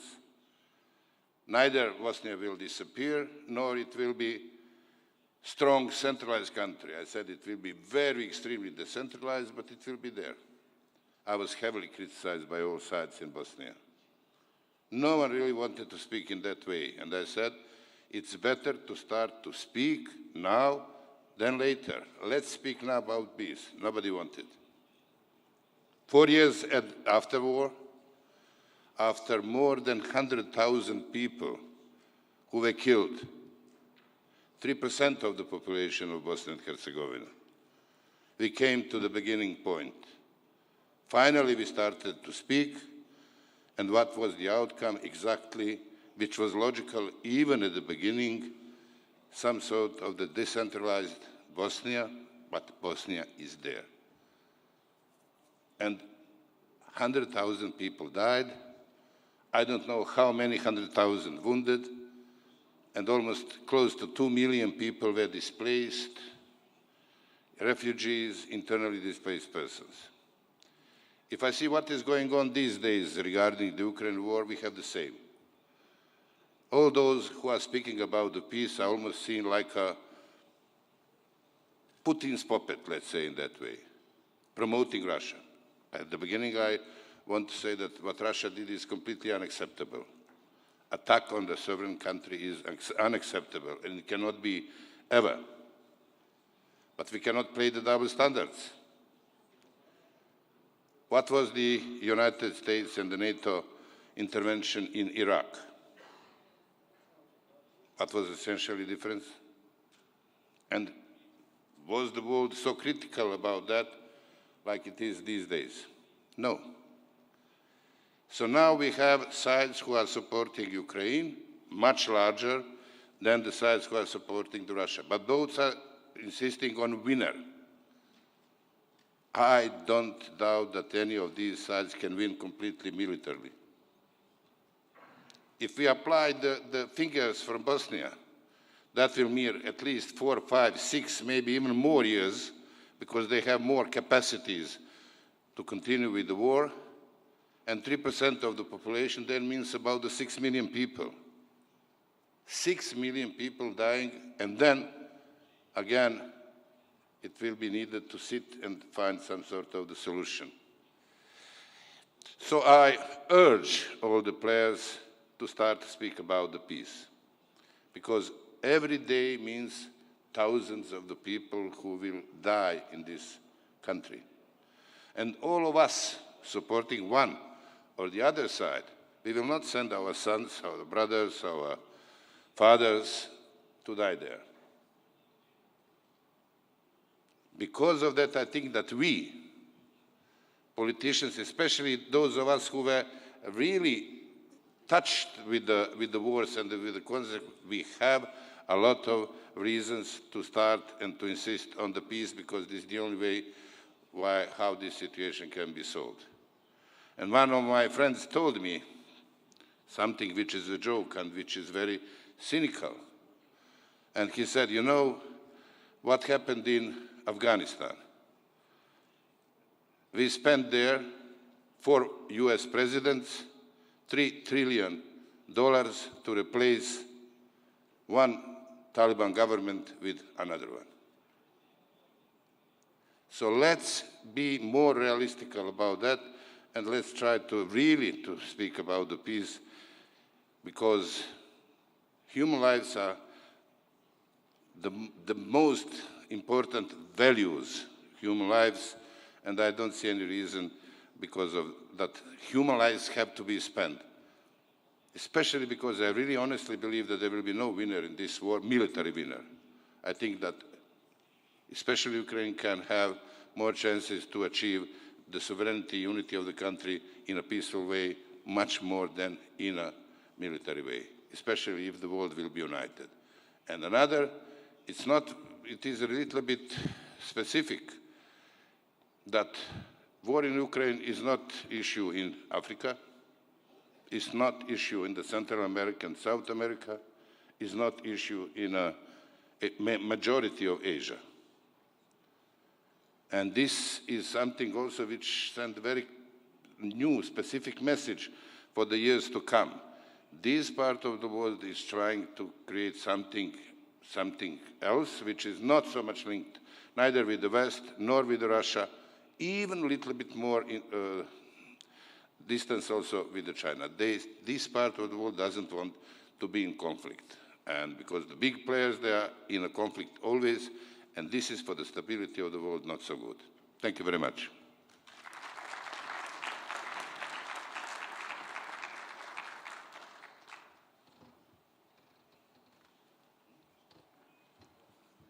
Sayın Miladen İvaniç'e çok teşekkür ediyoruz. Thank you very much for your kind speech, His Excellency Miladen İvaniç. Şimdi biraz ilerlere gidiyoruz. Moğolistan'a gidiyoruz. Moğolistan'ın önceki Cumhurbaşkanı Sayın Namdar Enkbayar'ı kürsüye davet ediyorum. His Excellency Namdar Enkbayar, please.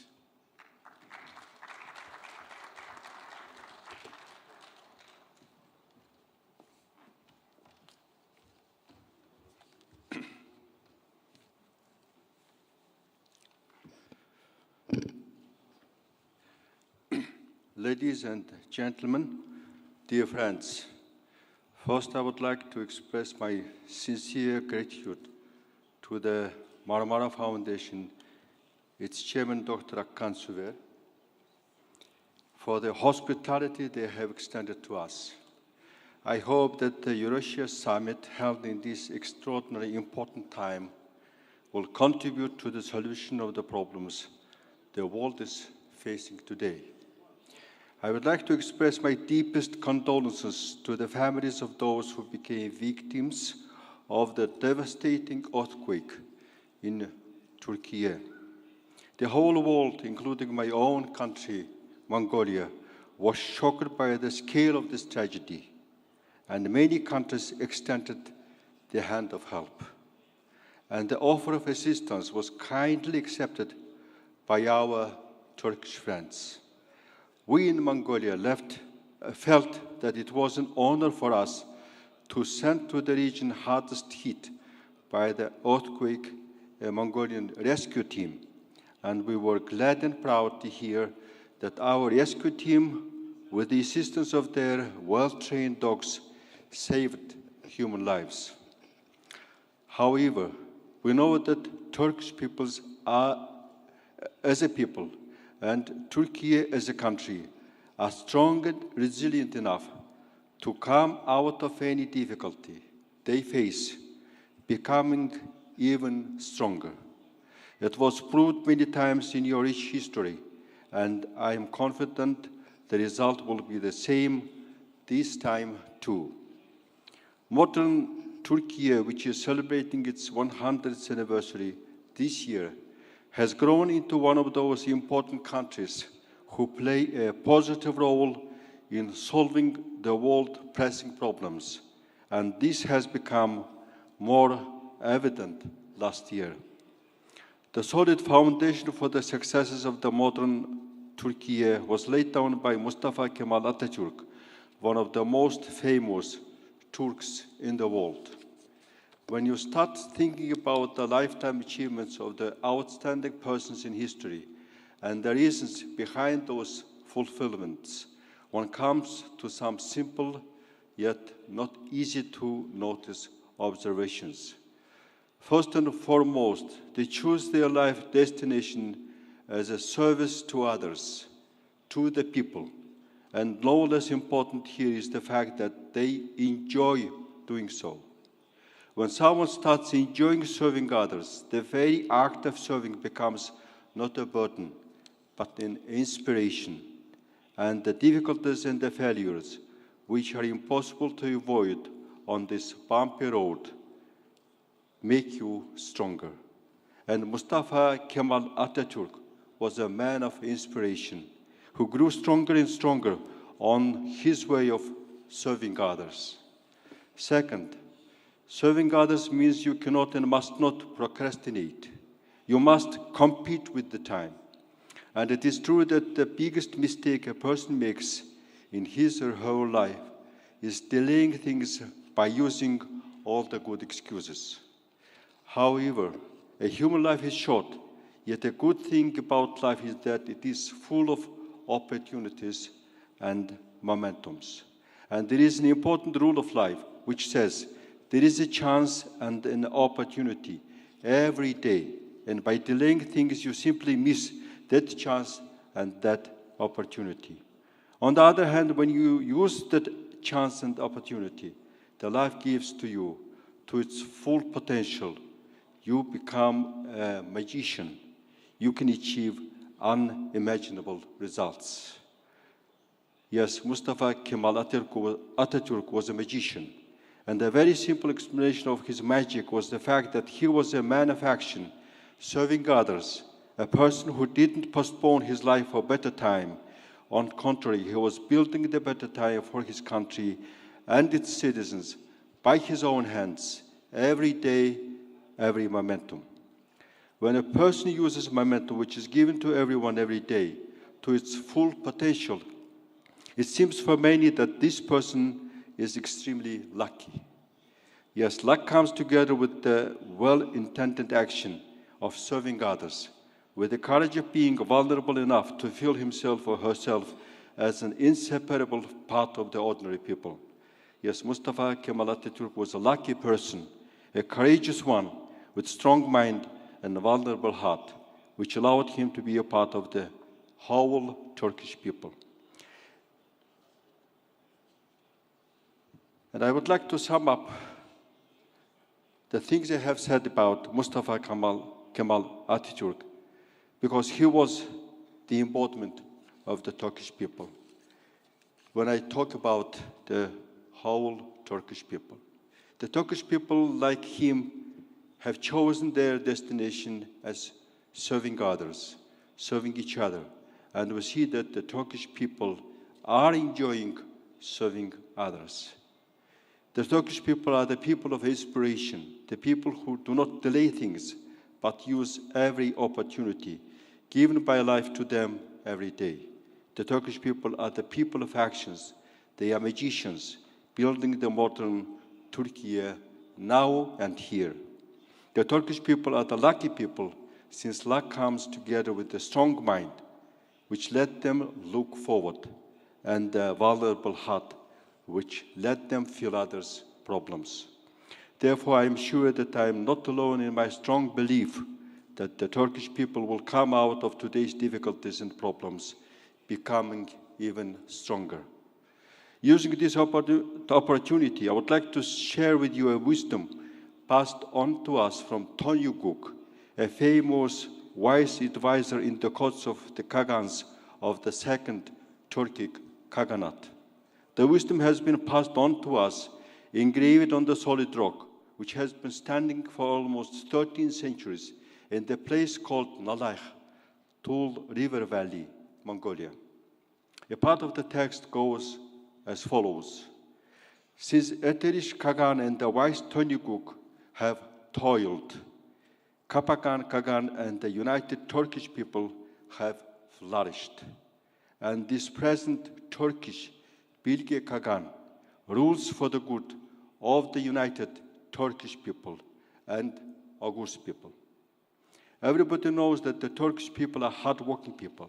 Let me express my confidence once more by saying that the united Turkish people overcome its present difficulties and flourish as did their ancestors. This reference to the text written in Turkic language on the stone standing tall in Tul River, Mongolia, brings us back to the times when our ancestors lived together on the same land as neighbors.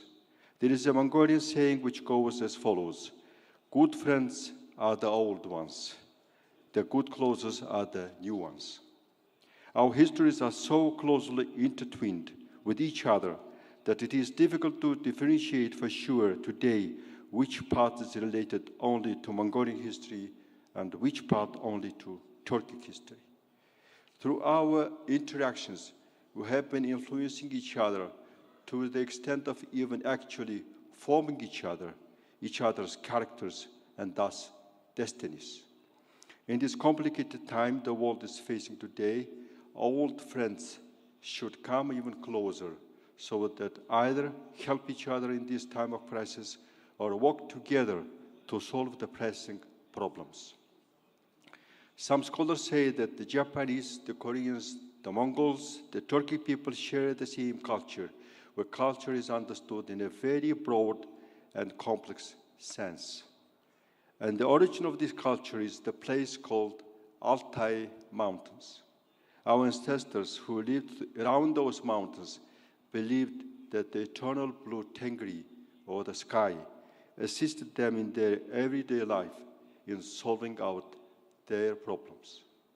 However, today we know that our destiny is in our own hands. We choose, we build our own destiny. And the destiny of the countries with common culture, with intertwined histories, is to be closer, to be together, to be partners in this time of deep crisis. Therefore, I think that it would be a good idea, born naturally out of our long history and rich culture, that Japan, Korea, Mongolia, and the Turkic countries launch the Altai Partnership Initiative. I am quite confident that this initiative has got huge potential and it will make good contribution to the noble cause of bringing peace and development to the world, which is hit hard by wars, pandemics, food shortages, climate change, economic and technological inequalities. The crises are deep because we try to live in the simple world of pursuing only your own interest.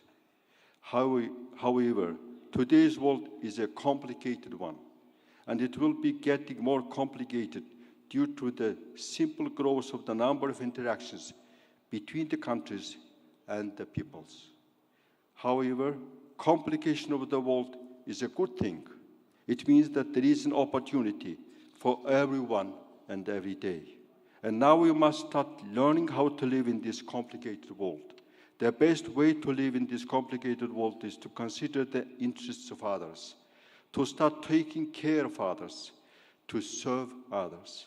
The main value in this complicated world should be not money, but a human life, a human being.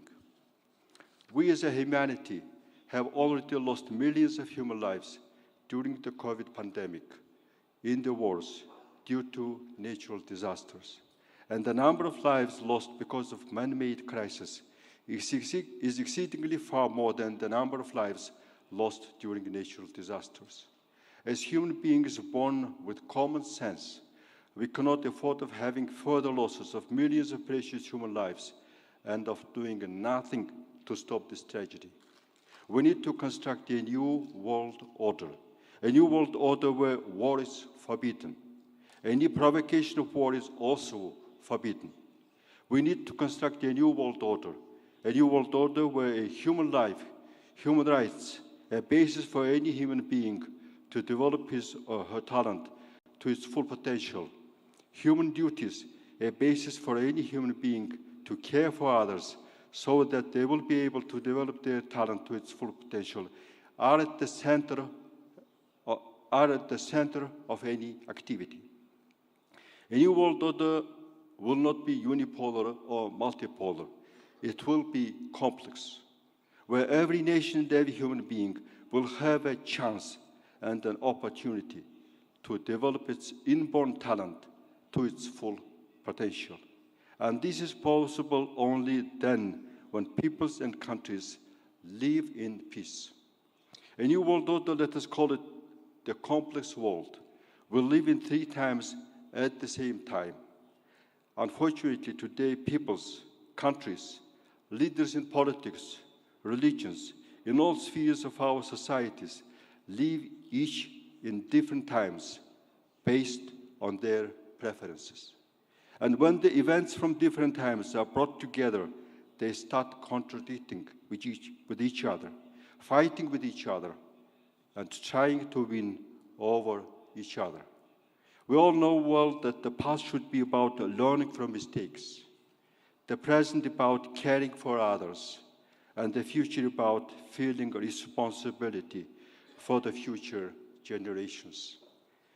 It is in the complex world, everyone should learn how to live in 3 times at the same time. That is, learning from mistakes, caring for others, and feeling responsibility for the future generations at the same time. It is time for us to understand that today's wars are meaningless. There could be no winners in wars, but in peace, everyone is a winner. War is simple and ugly. Peace is complex and beautiful.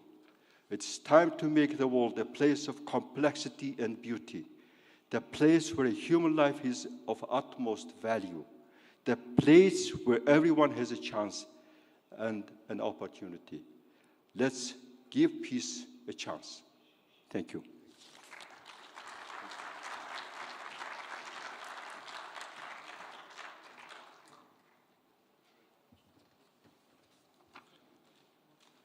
Sayın Nambar Enkbayar Cumhurbaşkanımıza teşekkürlerimizi arz ediyoruz.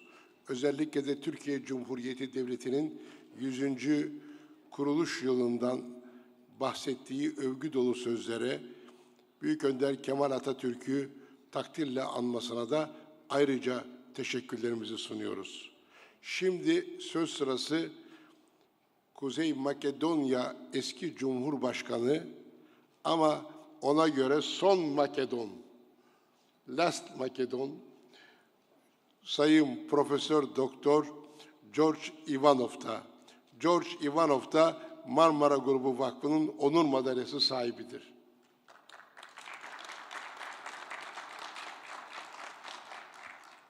O Cumhurbaşkanlığı yaparken Kuzey Makedonya kelimesini imzalamadı.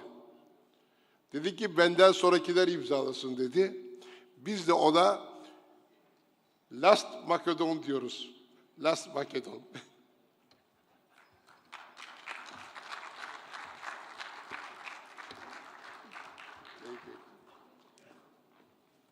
My speech will be in Macedonian language because not easy to speak about the peace with other language. Mother language is always useful when we discuss about the future, about the peace.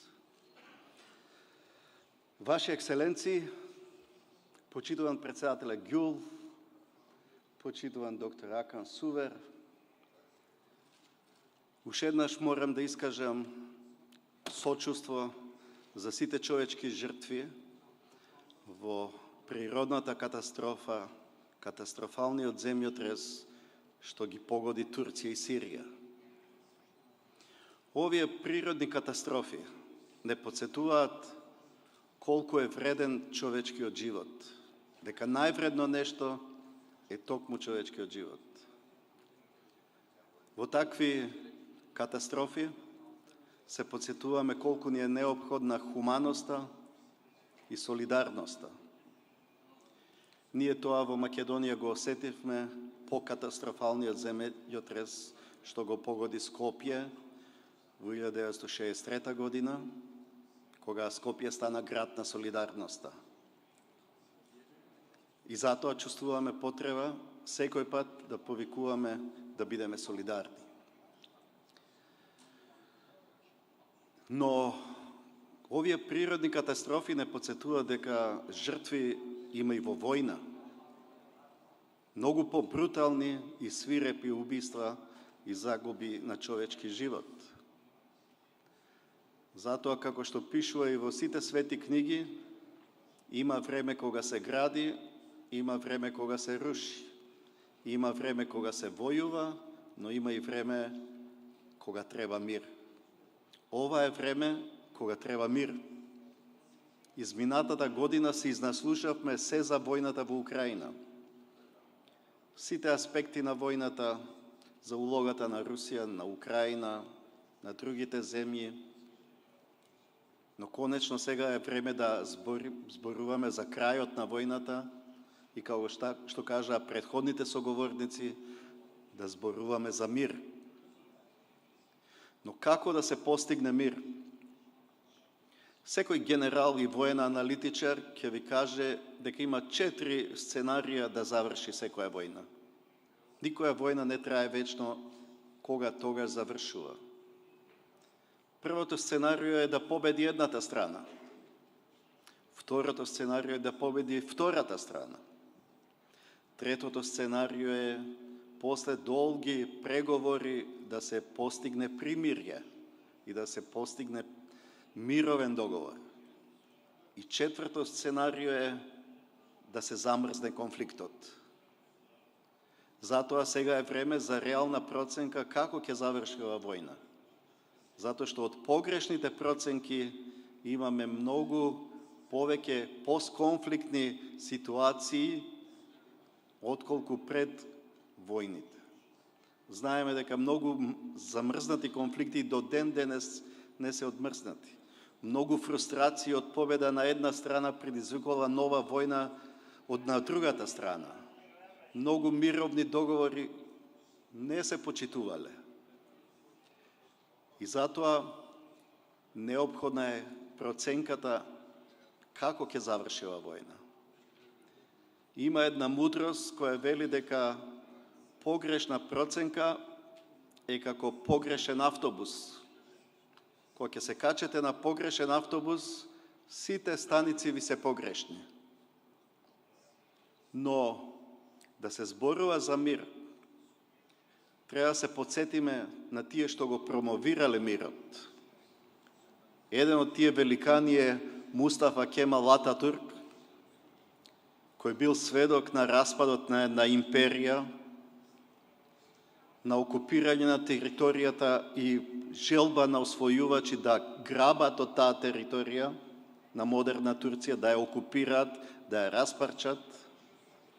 Водел битки, војни и бил сведок на жртвите на војната. За после војната да изгради нова република во која ќе има мир дома, за да има мир во светот. Ги повикал балканските лидери и направил Балкански пакт да донесе мир. Замислете, кога во Европа се раѓа и се расте нацизмот и фашизмот, Ататурк промовира мир. Неговиот најголем непријател на бојното поле, грчкиот премиер Венизелос, ќе свати пораката на Ататурк и замислете, неговиот најголем непријател на бојното поле ќе предложи Ататурк за Нобелова награда за мир. Која е таа величина да добиете признание од вашиот најголем непријател да ве предложи за Нобелова награда за мир? Вообичаено, наградата не ја добил Ататурк, ја добил некој британски дипломат кој денес не ни го знаеме. Но делото на Ататурк останува и да биде инспирација за сите лидери. Еден од таквите лидери кој ја носи пораката за мир е и американскиот председател Кенеди, кој пред да биде убиен 1963 година на Американски универзитет ќе каже: мораме да направиме се она што е во нашата моќ за да изградиме свет на мир, во кој слабите ќе бидат безбедни, а силните праведни. Не сме безпомошни пред таа задача, ниту пак е таа цел е осудена на неуспех. Со самодоверба и без страв мораме да работиме на стратегијата на мирот. Таа стратегија на мир ни е неопходна и денес. Но еден од најголемите учители на човековата цивилизација, Аристотел, ни оставил безвременска порака. Тој вели: она што треба за војна, истото треба и за мир. 4 човечки доблести, храброст, умереност, разумност и праведност се потребни и за војна и за мир. Нам сега ни требат лидери кои се храбри, кои се праведни, кои се умерени и кои се разумни. Таков еден лидер го гледаме и во кинескиот председател Си Џинпинг, кој понуди програма за мир во 12 точки, кој беше веднаш отфрлена. Зашто е отфрлена? Програма која бара мир. Затоа што некому очигледно мирот не му е неопходен сега. А на кој не му треба мир? Па на секој што профитира и се збогатува за време на војна.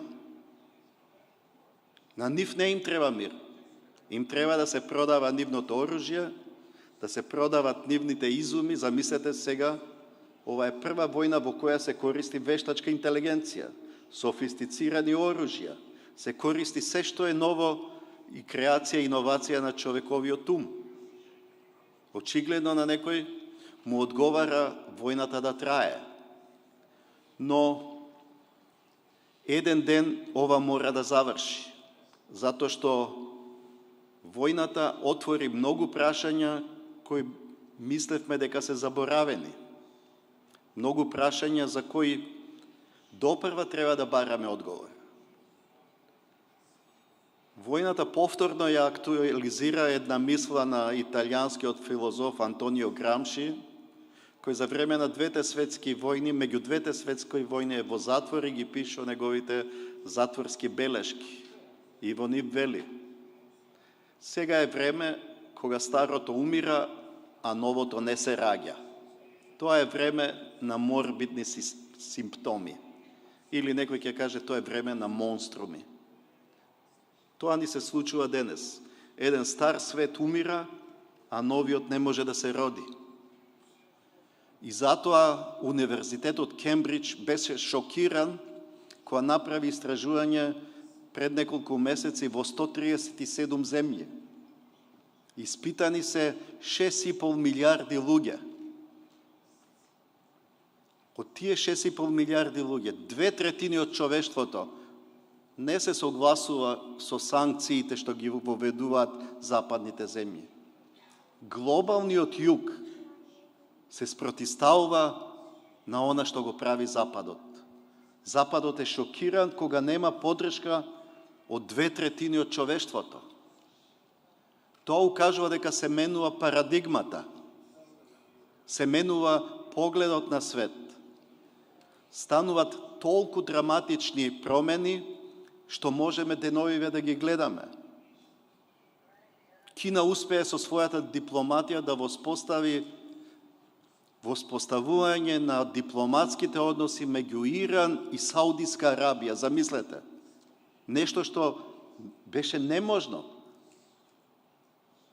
И укажува дека хегемонот на глобалните меѓународни односи веќе нема моќ. се јавува друг кој нуди решенија на прашања кои немале до сега одговор. Тоа е тектонско поместување на односите на Блискиот Исток. Во меѓувреме, очекувајќи да банкротираат банките во Русија, банкротираат банките во Америка. Она што го очекувавме да се случи на странките во спорот, им се случува на странките кои се надвор од спорот. Ова не принудува да размислуваме каков свет ни доаѓа. Доаѓа свет во кој Хенри Кисинџер, кој ова година полни 100 години, вели дека епохата на просветителството завршува. Све што беше продукт на западната цивилизација и човековиот ум завршува. Вештачката интелигенција ја презема улогата на она што го правило 500 години просветителството, човековиот ум и човековата наука. Младите веќе ги користат чет-ботовите, а веќе веројатно и на секој следни избори говорите ќе ги пишуваат чет-ботовите. Вештачката интелигенција ќе пишува говори на политичари, ќе пишува текстови на мировни договори, ќе пишува она и ќе наоѓа решение што досега човековиот ум не го решил. Може би токму поради ова, Хенри Кисинџер ќе се осмели после 70 години да го објави својот дипломски труд на Харвард.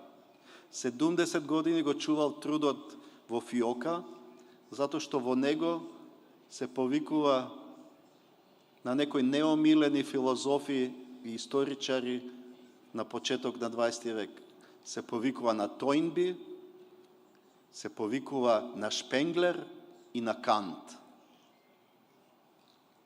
Тојнби, проучувајќи ги сите 26 цивилизации кои постоеле на човекова планета, кажал дека ниедна цивилизација не е уништена од друга цивилизација, туку секоја цивилизација сама себе се уништува.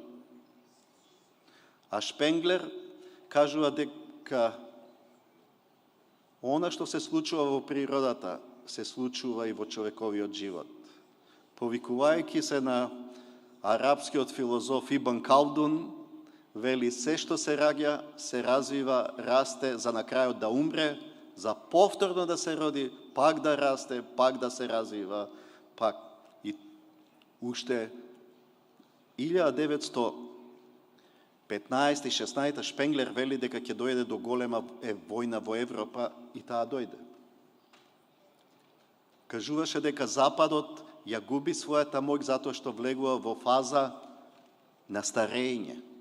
Сведоци сме на создавање на нови центри на моќ, односно оној свет кој беше свет на победниците од Втора светска војна, дефинитивно доаѓа до својот крај затоа што се создаваат нови центри на моќ кои го привлекуваат најголемиот дел од човештвото, а тоа е глобалниот југ. Глобалниот југ му одговара полицентричен свет. Му одговара свет во кој нема да биде експлоатиран, омаловажуван и малтретиран, туку ќе биде партнер со оние кои им сакаат благодет, просперитет и успех на сите луѓе на планетава. Периодот на себичност, агресивност, алчност, грабливост веќе не е на цена кај мнозинството луѓе од планетава. Индија, Кина, Иран, БРИКС, замислете колку население собират. И нудат решенија кои засега не се прифатени, но ќе дојде ден кога ќе се соочиме дека мора да ги земеме предвид, а големите сили или хегемонот кој досега постоеше ќе мора да ги признае и да дели моќта со нив. Така што војната во Украина отвара толку многу прашања на кои допрва ќе добиваме одговори, ако не од политичарите и дипломатите, од вештачката интелигенција. Затоа, кој ќе успее во војната за вештачката интелигенција, ќе го владее светот. Но едно мора да се знае. Вештачката интелигенција е како огнот. Таа е добар слуга, но лош господар. Барајки просперитет и успех, да не влеземе во свет во кој ќе бидеме нови робови. Ви благодарам.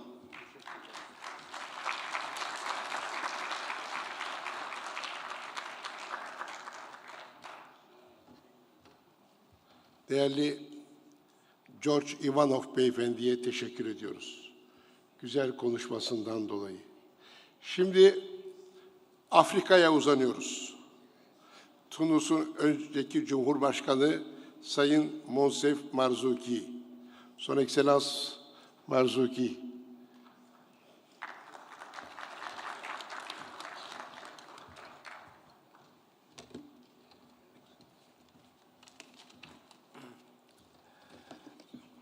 Ladies and gentlemen, Dr. Akan, Suver, President Abdallah Gül, dear colleague, first of all, I would like to express my gratitude for this invitation and also to add my voice to the former speaker about how sad we feel when we see the magnitude of the catastrophe of the last earthquake in Turkey and in Syria. But we do know that the Turkish people is a great people, and the resilience of this great people will overcome all the problems, all the difficulties. Now it happens that we are meeting in a very difficult period of time, where we see polarization everywhere, not only in Russia and Ukraine, but in my own region in North Africa, where we are really afraid of a possible war between Algeria and Morocco. You will see probably that the situation in the Middle East after the arrival of the far right in Israel is also accelerating this polarization. In fact, it's a real dangerous situation, and the world is becoming more and more dangerous. Now, I see here all my colleagues from different countries. We have one common point. All of us, of course, we're politicians, we were leaders, and all of us have, at one time or another, to take political decisions. Political decisions are different than normal decisions because the impact of political decision can be extremely important.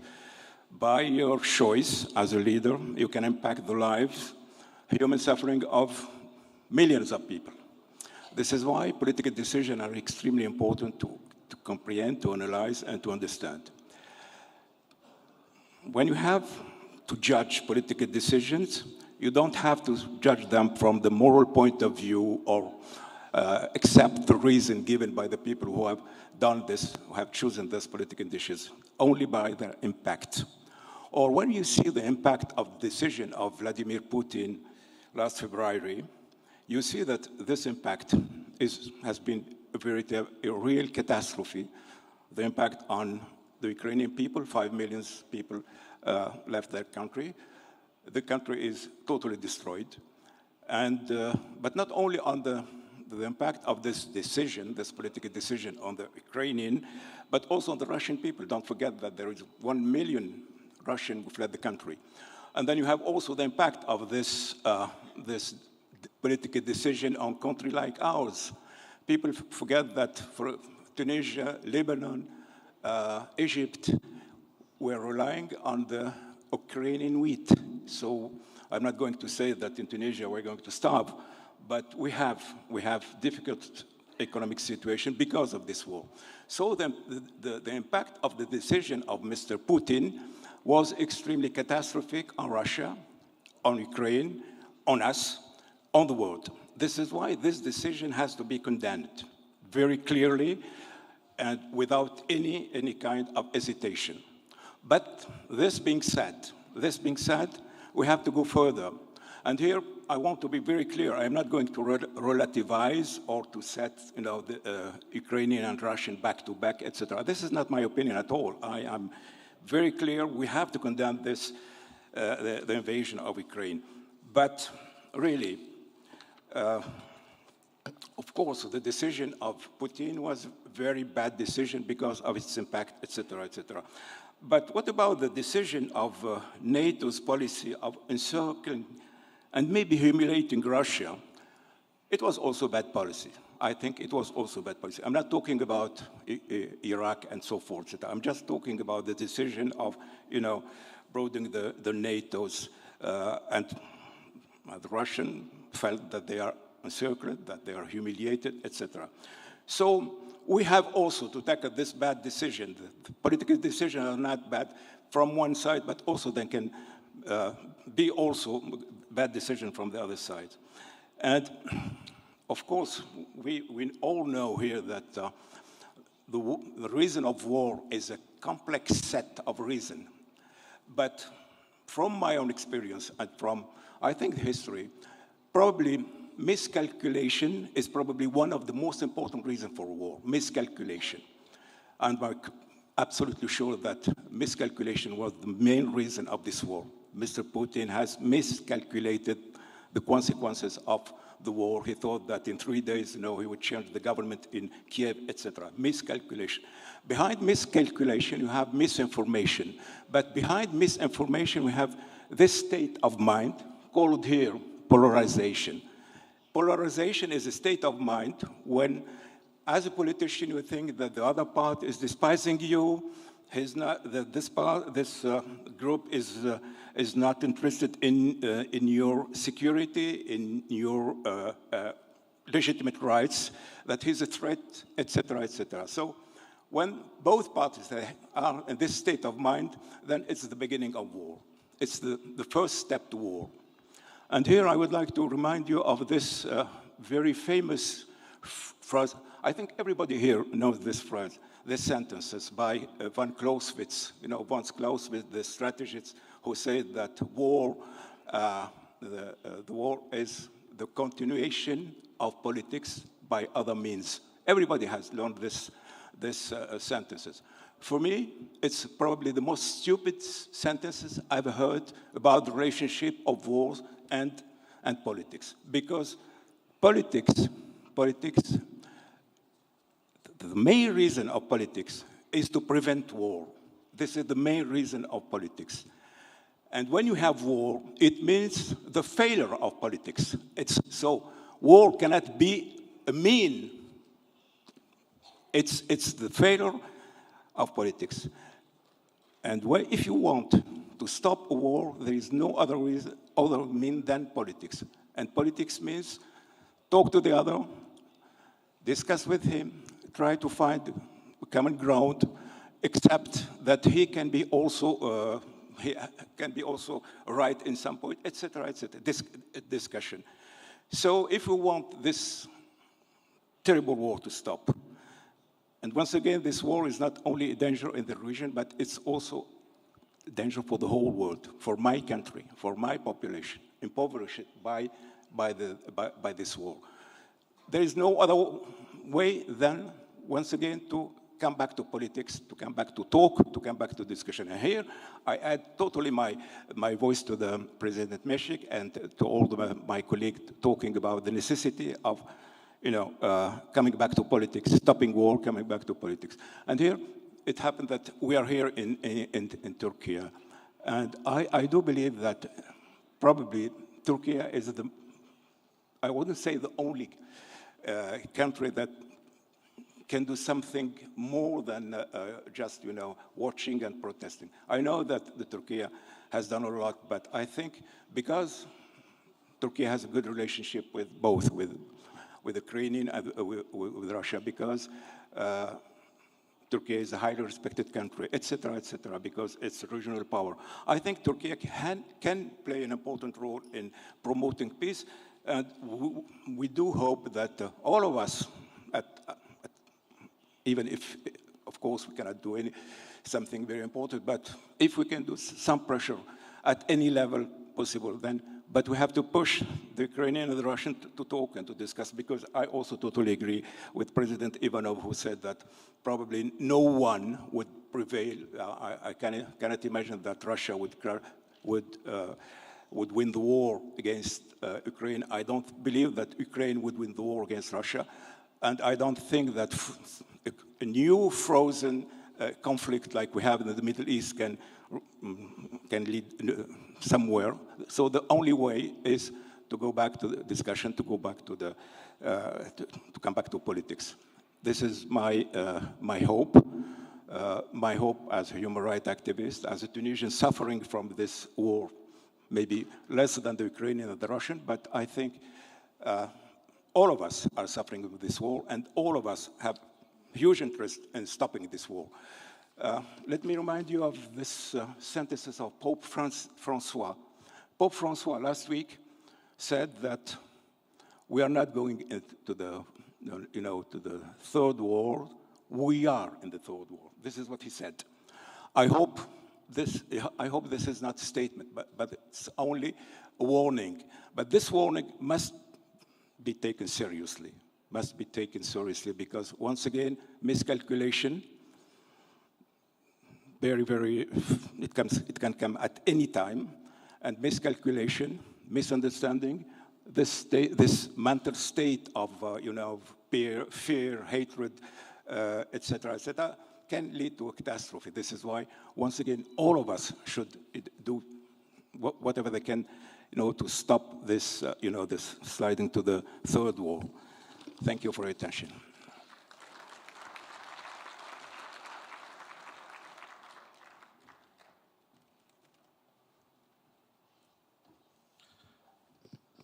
Sayın Monsef Marzuki'ye çok teşekkür ediyoruz. Şimdi söz sırası Moldova'da. Moldova önceki Cumhurbaşkanı Sayın Petru Lučinski. Sayın Petru Lučinski de Marmara Grubu Vakfı Onur Madalyası sahibidir. His Excellency, please, Petru Lučinski.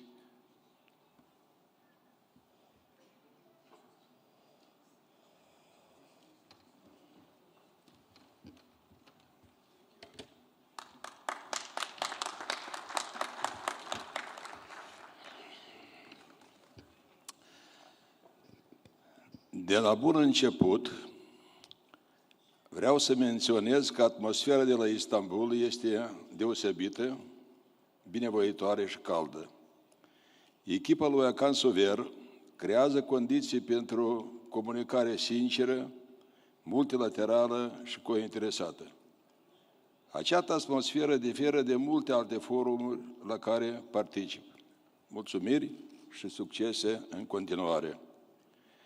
În ultimii ani, relațiile interstatale s-au bucurat de o atenție sporită în cadrul întrunirilor noastre de la Fundația Marmara. Problemele care se impun imperios și cer rezolvare plauzibile de urgență se referă la motivele ce creează relații, pe puțin spus, încordate între state. S-ar părea că în decursul multor decenii și secole, dezvoltarea statală a atins cote pozitive greu de supraapreciat. Diplomația modernă a descoperit și a explorat cu mult succes metodele și sistemele inovatoare menite să perfecționeze nivelul de comunicare a statelor în contribuire la găsirea limbajului și obiectivelor de interes comun în instaurarea bunei înțelegeri și a păcii globale.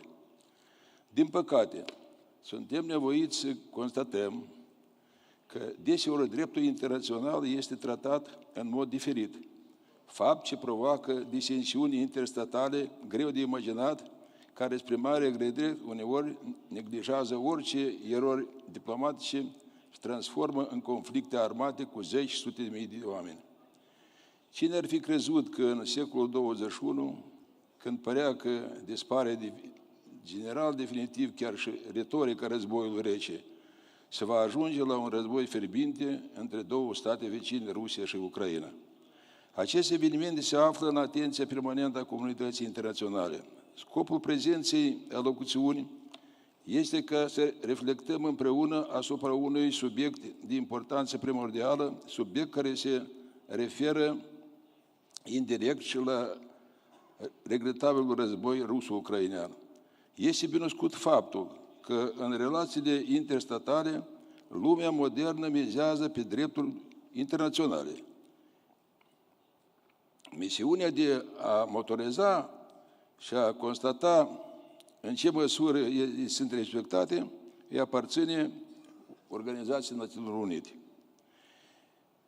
Este clar, pentru a realiza în practică această obligativitate, este covârșitoare, ONU ar trebui să dispară și să apară și pârghii reale menite să faciliteze în mod real influența organizației asupra celor care mai complicate stări în relațiile internaționale.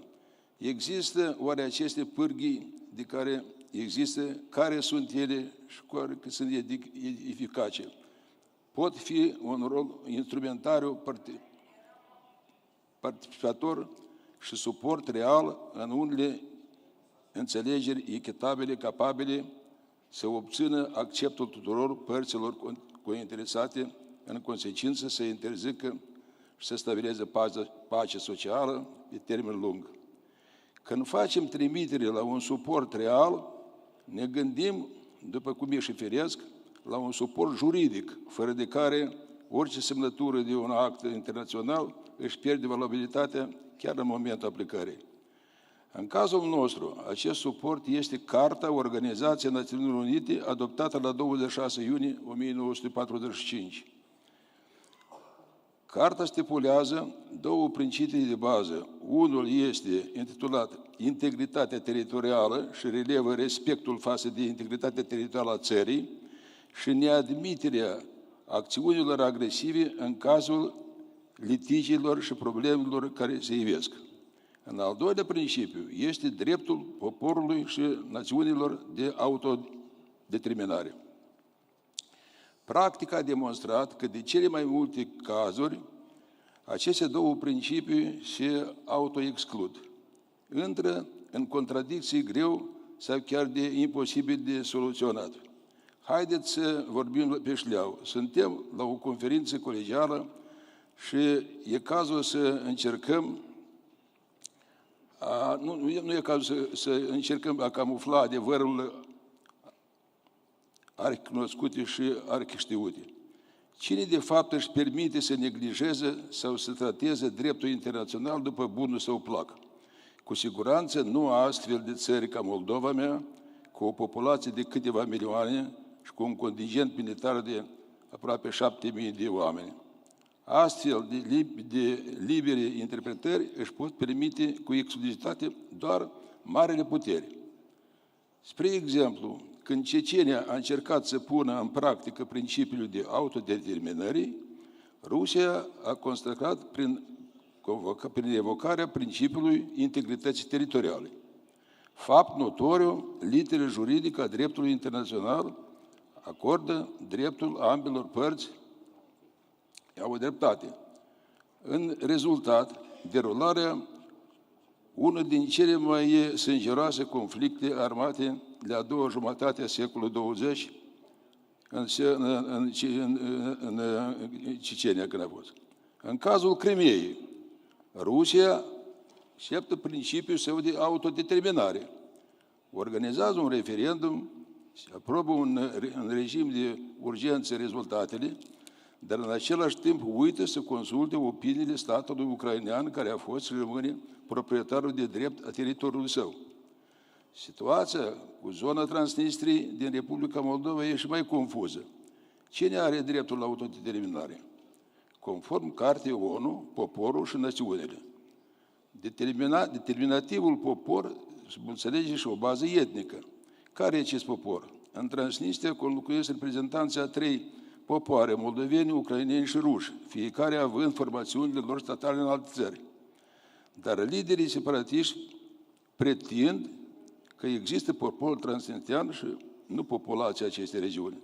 Și în baza acestor afirmații aberante, deci intervine binecuvântatul referendum cu toate consecințele lui rigoare. În cazul acestei examinări mai atente a subiectului, survin unele ecuații juridice curioase, de chiar nu ridicole. ONU are în componența sa mai multe state cu propriul merit, care însumă sute de mii de milioane, chiar milioane de oameni. Trăim în epoca globalizării și marei migrații a popoarelor. Chiar la momentul când ne-am întrunit aici, există și activează diaspore chinezești, ruși, indieni, pakistanezi și mai departe. Numărul membrilor acestor diaspore de deseori depășesc numărul populației unor țări mai mici. Și vă rog să rețineți, migrația nu se va încheia și nimeni nu-și poate o interzică. Întrebarea, cum vom proceda în cazul în care mâine sau mâine pomenim diaspore care vor dori să realizeze dreptul de autodeterminare. Vom accepta mai multe state, chinezești, rusești, indieni și mai departe. O serie de acte juridice ale ONU au fost elaborate cu zeci de ani în urmă. Dezvoltarea dinamică a statului implică și noi relații interstatale ca formă și conținut. Altfel spus, protocolul juridic al organizației cere cu insistență o analiză și o reglementare în vederea actualizării și relierii postulatelor principale cerințe zilelor. Spre exemplu, dacă revenim la autodeterminare, după părerea noastră, este absolut necesar ca să fie respectate în toate realitățile, doar în calea statului în care ele se întâmplă. Drepturile, dar și obligațiunile lor trebuie să fie expus clare, fără niciun fel de ambigue, fără formulări ambigue, care ar permite diferite interpretări. Excelența sa, domnului Butros Ghali, deținător a 2 mandate, secretar general al ONU, mă mărturisea într-o discuție privată care am avut-o, că acum sunt vreo 3.000 de grupări de oameni care vor să aplice dreptul lor de autodeterminare. Trebuie să mai spunem în ce caz, în cazul vizat, ne putem să ne alegem cu niște reguli stricte, dacă nu le avem, lumea va fi bântuită de zeci și zeci de conflicte, mai mici sau mai mari, o tulburare, liniște, sărmania noastre planete. Este o învățătură verificată de mult timp. Dacă elaborezi un concept cu scop de importanță majoră, care se referă asupra activității multor popoare, dar chiar întregului comunități internaționale, trebuie clar să elaborezi modalitățile de aplicare a acestor cerințe. Dacă sunt formulate noțiuni ambigue, fără proceduri clare de a realiza în viața reală, de fiecare dată o să ne confruntăm cu probleme mai inferioare, care nu ne vor ajuta să ajungem în scopul dat. În cazul nostru, urgent, structurile ONU trebuie să dea explicări clare cum se aplică aceste principii de integritate teritorială și drepturi de autodeterminare. Este clar că în rezolvarea acestor situații va trebui să fie folosită organizarea referendurilor. Clar că ele trebuie organizate în niște structuri internaționale sub conducerea ONU. Numai așa va fi recunoscută credibilitatea acestor referenduri, că au fost petrecute în mod liber cu respectarea tuturor cerințelor internaționale. Sute, mii de oameni au avut de rezolvat ecuații de existență multe în trecut și de fiecare dată, în pofida tuturor vitrijilor timpului, s-au onorat obligațiile sale. A venit timpul nostru să demonstrăm că suntem oameni maturi, putem să simțim cum să rezolvăm problemele și să lăsăm în urma noastră o planetă cu...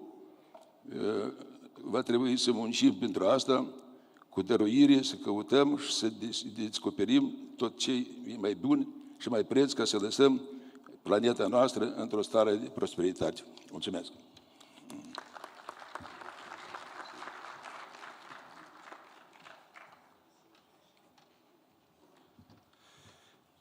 Sayın Petrolüçinski'ye konuşmalarından dolayı teşekkür ediyoruz.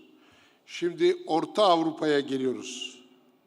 Çekya'nın düşünen insanı, tanınmış felsefeci, yazar ve önceki Cumhurbaşkanı Sayın Václav Klaus'u davet ediyorum. Sayın Klaus, His Excellency Václav Klaus.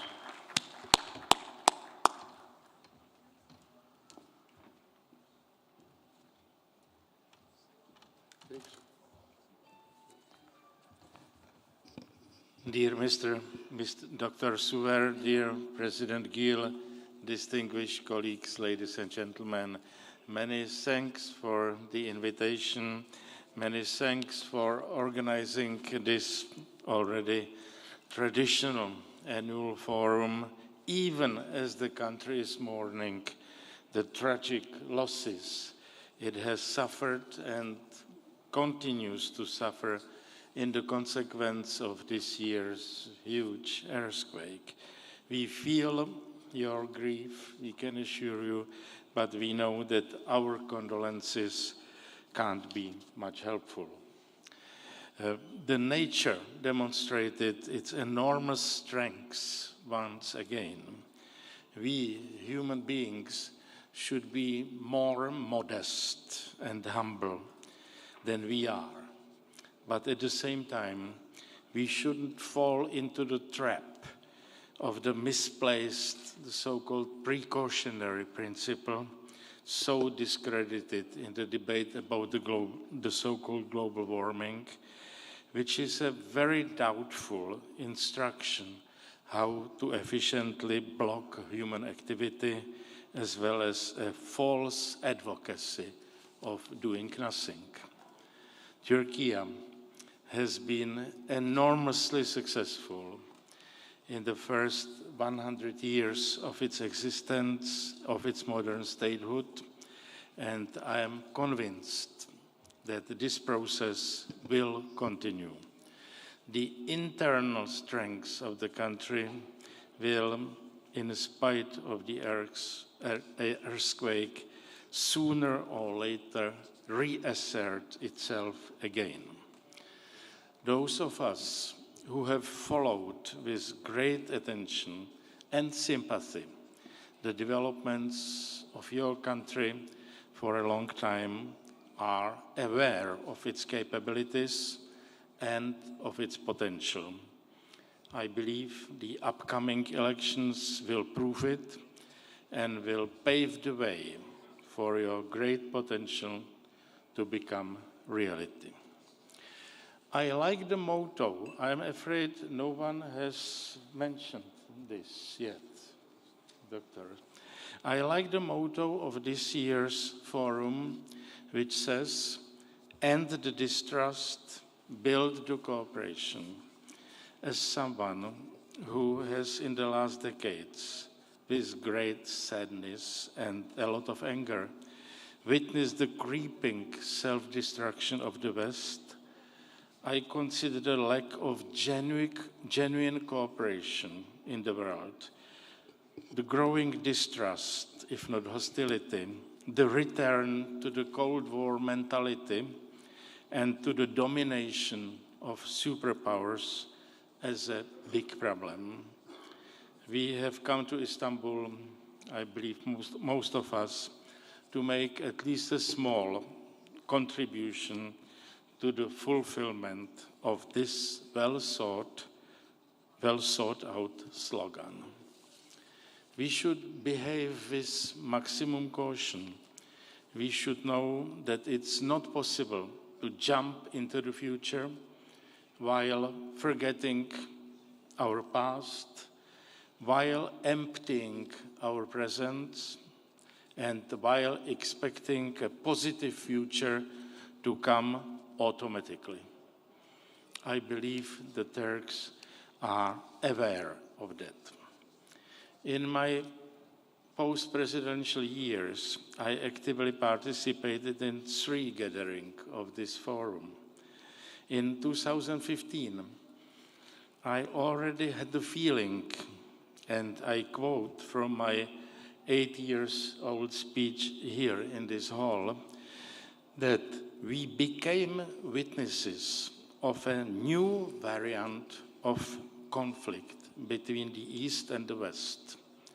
I had, of course, in mind the Ukrainian internal crisis and dared to criticize, I quote again, the misuse of Ukraine's domestic problems for starting a new wave of confrontation between the West and Russia.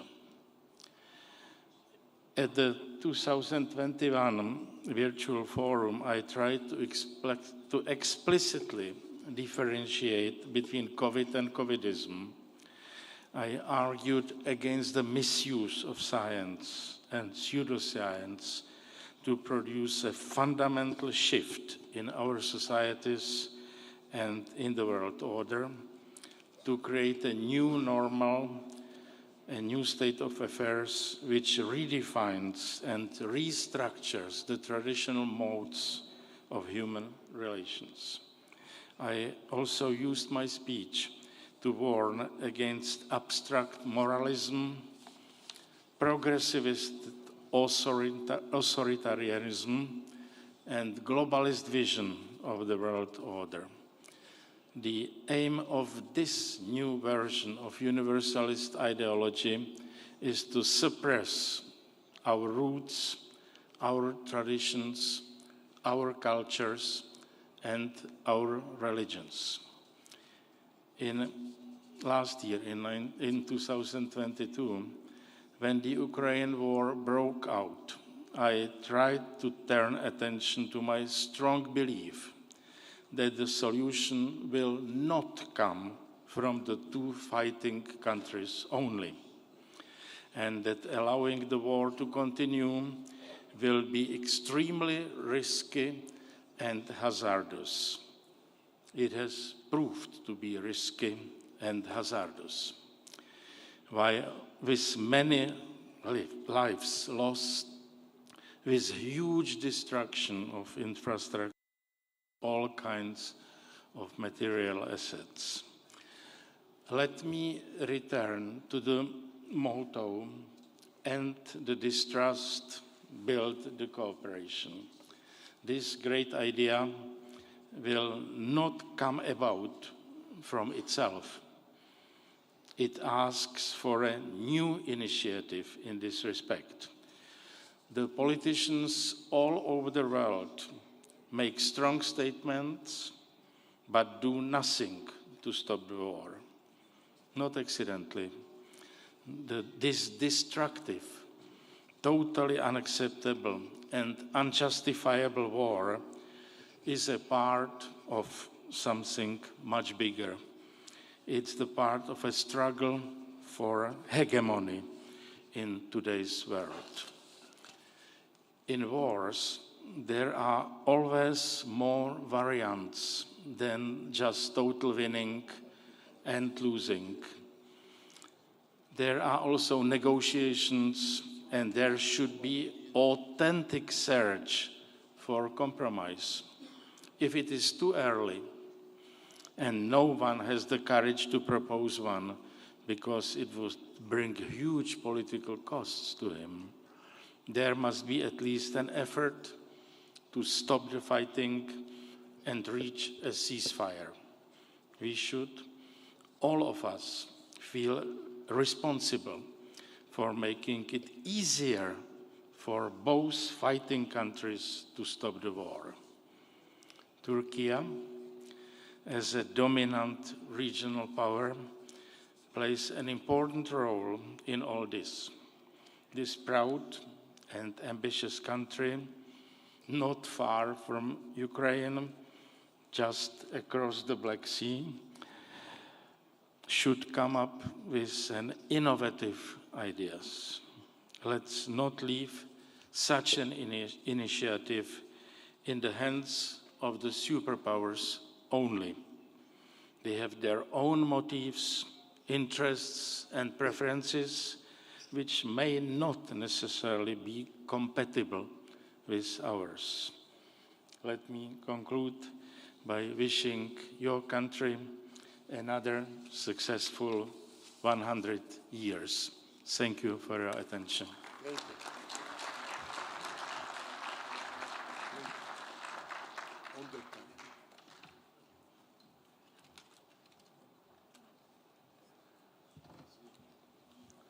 Sayın Václav Klaus'a çok teşekkür ediyoruz.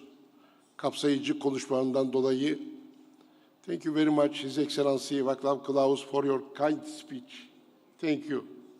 Şimdi söz sırası ev sahibimiz, Türkiye'nin 11. Cumhurbaşkanı saygıdeğer Abdullah Gül Beyefendi'ye geldi. Kendisini dinleyeceğiz ve fikirlerinden istifade edeceğiz. Saygıdeğer Gül.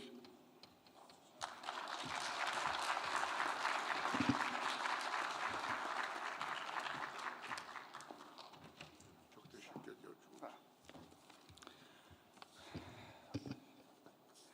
Değerli Cumhurbaşkanı arkadaşlarım, değerli katılımcılar, önce hepinizi saygıyla selamlıyorum ve değerli dostlarımız, değerli Cumhurbaşkanı arkadaşlarım, hepinize bir kez daha Türkiye'ye hoş geldiniz diyorum.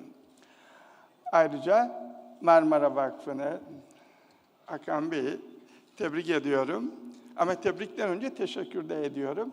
Bana onur madalyası sürprizi yaptılar burada. Ona da çok teşekkür ederim. Ama esas teşekkür tabii Türkiye Cumhuriyeti'nin 100 yıllık tarihi içerisinde 26 yılı, yani 1/4'inde her sene bu toplantıyı organize edip değerli dostlarımızı İstanbul'da bir araya getirmesi ve bu toplantılarda hem ülkelerimizde ne oluyor ne bitiyor onları paylaşma fırsatı bulduk. Hem bölgemizde ne oluyor onu konuşma fırsatı bulduk. Hem de dünyada neler oluyor, dünyanın önemli meseleleri neler, bunları hep konuşma fırsatı bulduk. Bundan dolayı çok teşekkür ediyorum. Bu toplantı biliyorsunuz Türkiye'nin biraz acı gününe rastladı. Çok büyük bir felaket, deprem felaketi yaşadık. Bu felaket dolayısıyla bütün değerli Cumhurbaşkanı dostlarımızın burada ifade ettikleri ve acımızı paylaştıkları güzel sözleri için hep teşekkür ediyorum hepsine. Bu felaket gerçekten görülmemiş büyük bir depremdi. 15 milyon kişiyi direkt etkiledi. Türkiye'nin 11 vilayetinde gerçekleşti. Dolayısıyla hiç görülmemiş bir şekilde büyük bir coğrafya ve çok büyük bir nüfusu etkilemiş oldu. Ben de geçen hafta bütün bölgeye gidip şehirleri gezdim ve gözümle de bir kez gördüm. Tarifi mümkün olmayan bir yıkım. Tabii buradan alınacak dersler var.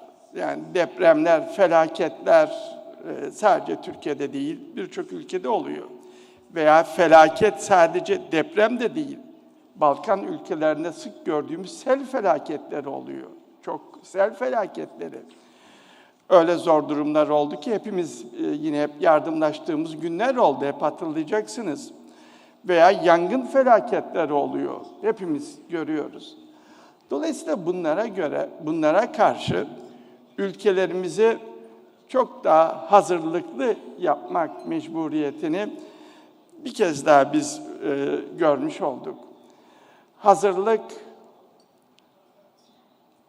hem felaketlerin öncesinde yapılması, öncesi için hem de felaketlerden sonra öncesi için esas yapmamız gerekiyor ki bu felaketlerin yıkımıyla karşılaşmayalım. Bu yıkımla karşılaştıktan sonra bu yıkımı kaldırma çabası içinde olmamak için, bu acıyı minimize etmek için önce iyi hazırlanmak gerekiyor.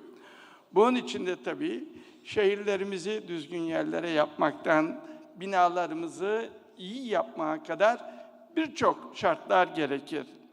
Ve bütün bunları aslında ülkelerimizi iyi yönetirsek, good governance diye tarif ettiğimiz bütün bu unsurları gerçekleştirirsek, kurumlarımızı çok sağlam yaparsak, kurallarımızı çok doğru yaparsak ve çok yüksek standartları önceden tespit eder, bunları uygular ve bunların uygulandığını en iyi şekilde kontrol edersek ve gerektiğinde cezalar verirsek, o zaman bu felaketler ortaya çıktığında mücadele daha kolay hale gelir.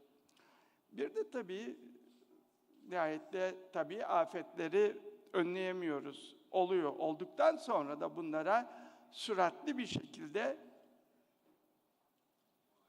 reaksiyon göstermek, kurtarma çalışmalarından başlayıp oradaki insanları yeni hayatlarına hızlı şekilde hazırlayabilmek. Bunun için de tabii önceden hep hazırlıklar gerekiyor. Bunların hepsi bize şunu gösteriyor ki ülkelerimizi, devletlerimizi, kurumlarımızı çok sağlam hale getirmemiz gerekiyor. Dayanıklı hale getirmemiz gerekiyor. Ortaya çıktığında da bunlara güzel reaksiyon vermemiz gerekiyor. Bu dediğim gibi sadece deprem değil, yangın olabilir, bu sel felaketi olabilir. Şimdi hepimizin büyük orduları var. Orduları besliyor devletler. Orduları niçin besliyorlar? Niçin hazır yapıyorlar orduları? Bir savaş olur, kendilerine bir tehdit olursa onu önlemek için. Belki de bu tehdit hiç olmayacak. Ama ordulara çok büyük paralar harcıyoruz. Aynı şekilde muhtemel tabiat afetlerine karşı orduları hazırladığımız gibi de kurumları hazırlamamız gerekiyor. Eğer bunlar iyi hazır olursa o zaman acıyı daha az çekiyoruz. Biz bu karşılaştığımız afette bir şey daha gördük. Sivil toplumun çok önemli olduğunu, NGO'ları, sivil toplumlar çok daha elastik, çok daha kolay hemen mukabele edebiliyorlar. Onun için bütün ülkelerimizde sivil toplumları çok daha güçlü hale getirmek, hazırlıklı hale getirmek de tabii ki çok önemli. Devlet imkanlarıyla yapılamayacak işler var ki bunları sivil toplum çok iyi yapıyor.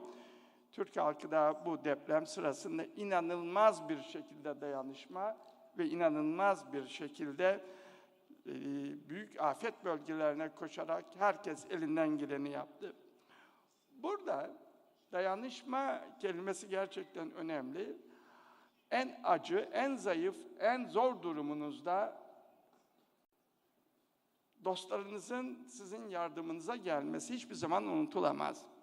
Bu anlamda acının paylaşıldığını hep gördük ve Türk halkı şuna şahit oldu ki önce komşularımızdan başlayıp sonra en uzak coğrafyalara kadar, ta Latin Amerika'dan ta Japonya'ya kadar zengin fakir ülke ayrımı yapmadan, hatta dost ülkeler veya problemli olduğumuz ülkeler ayrımı olmadan bütün dünya, bütün ülkeler Türk halkının böyle acı gününde yardımına koştu. Bunu da Türk halkı çok yakından müşahede etti. Bu da hiçbir zaman unutulmayacak bir şey. Buradan şuna gelmek istiyorum. Aslında insanlar iyilik yapmak istiyorlar. Yani bütün insanlığın ruhunda, insanın fıtratında iyilik yapma arzusu var. İyilik.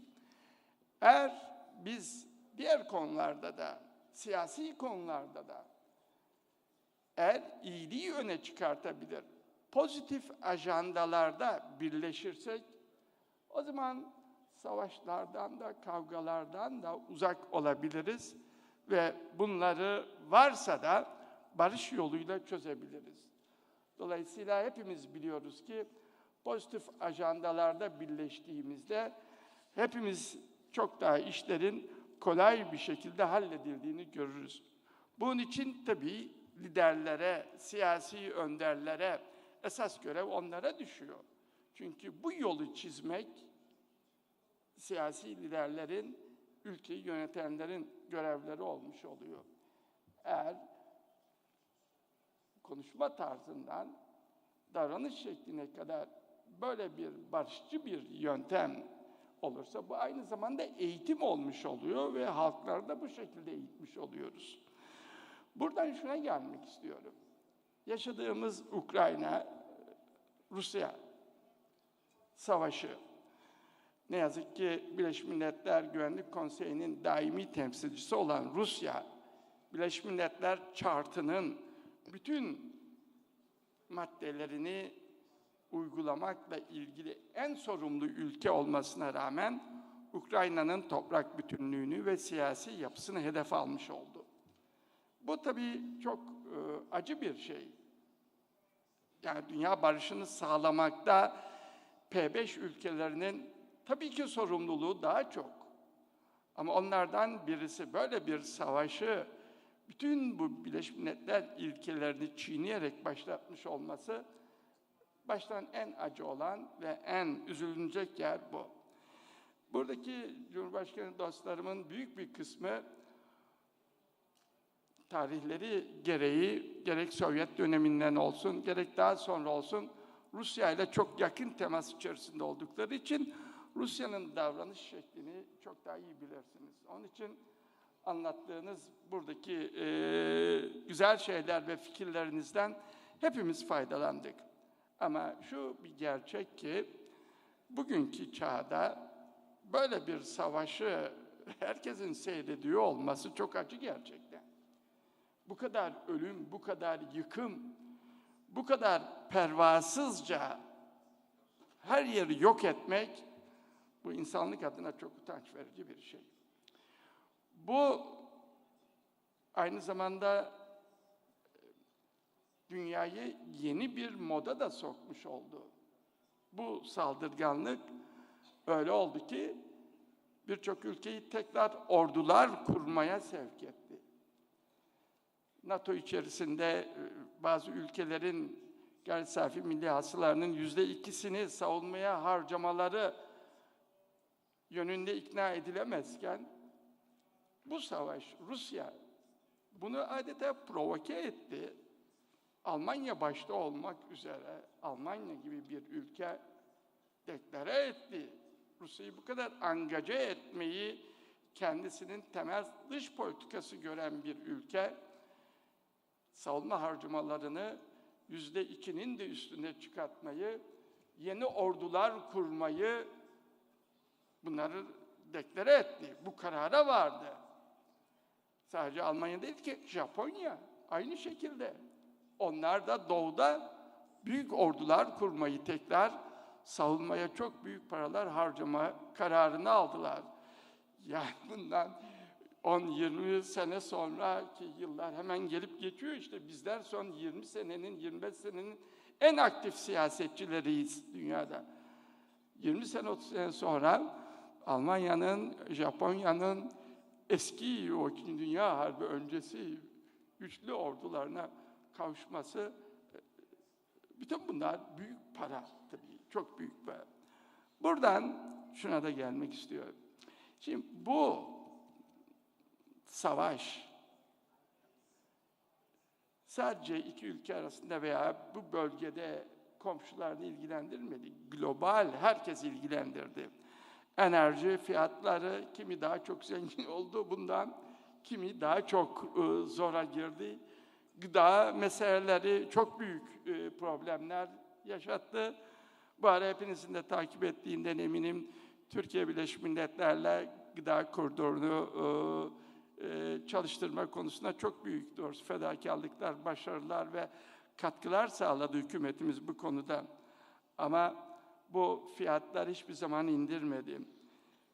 Bütün bunları hesapladığımızda geçenlerde Alman araştırma bir enstitüsü bunu 1,6 trilyon dolar olarak duyurdu. Yani Rusya-Ukrayna savaşının dünyaya maliyeti 1,6 trilyon dolar.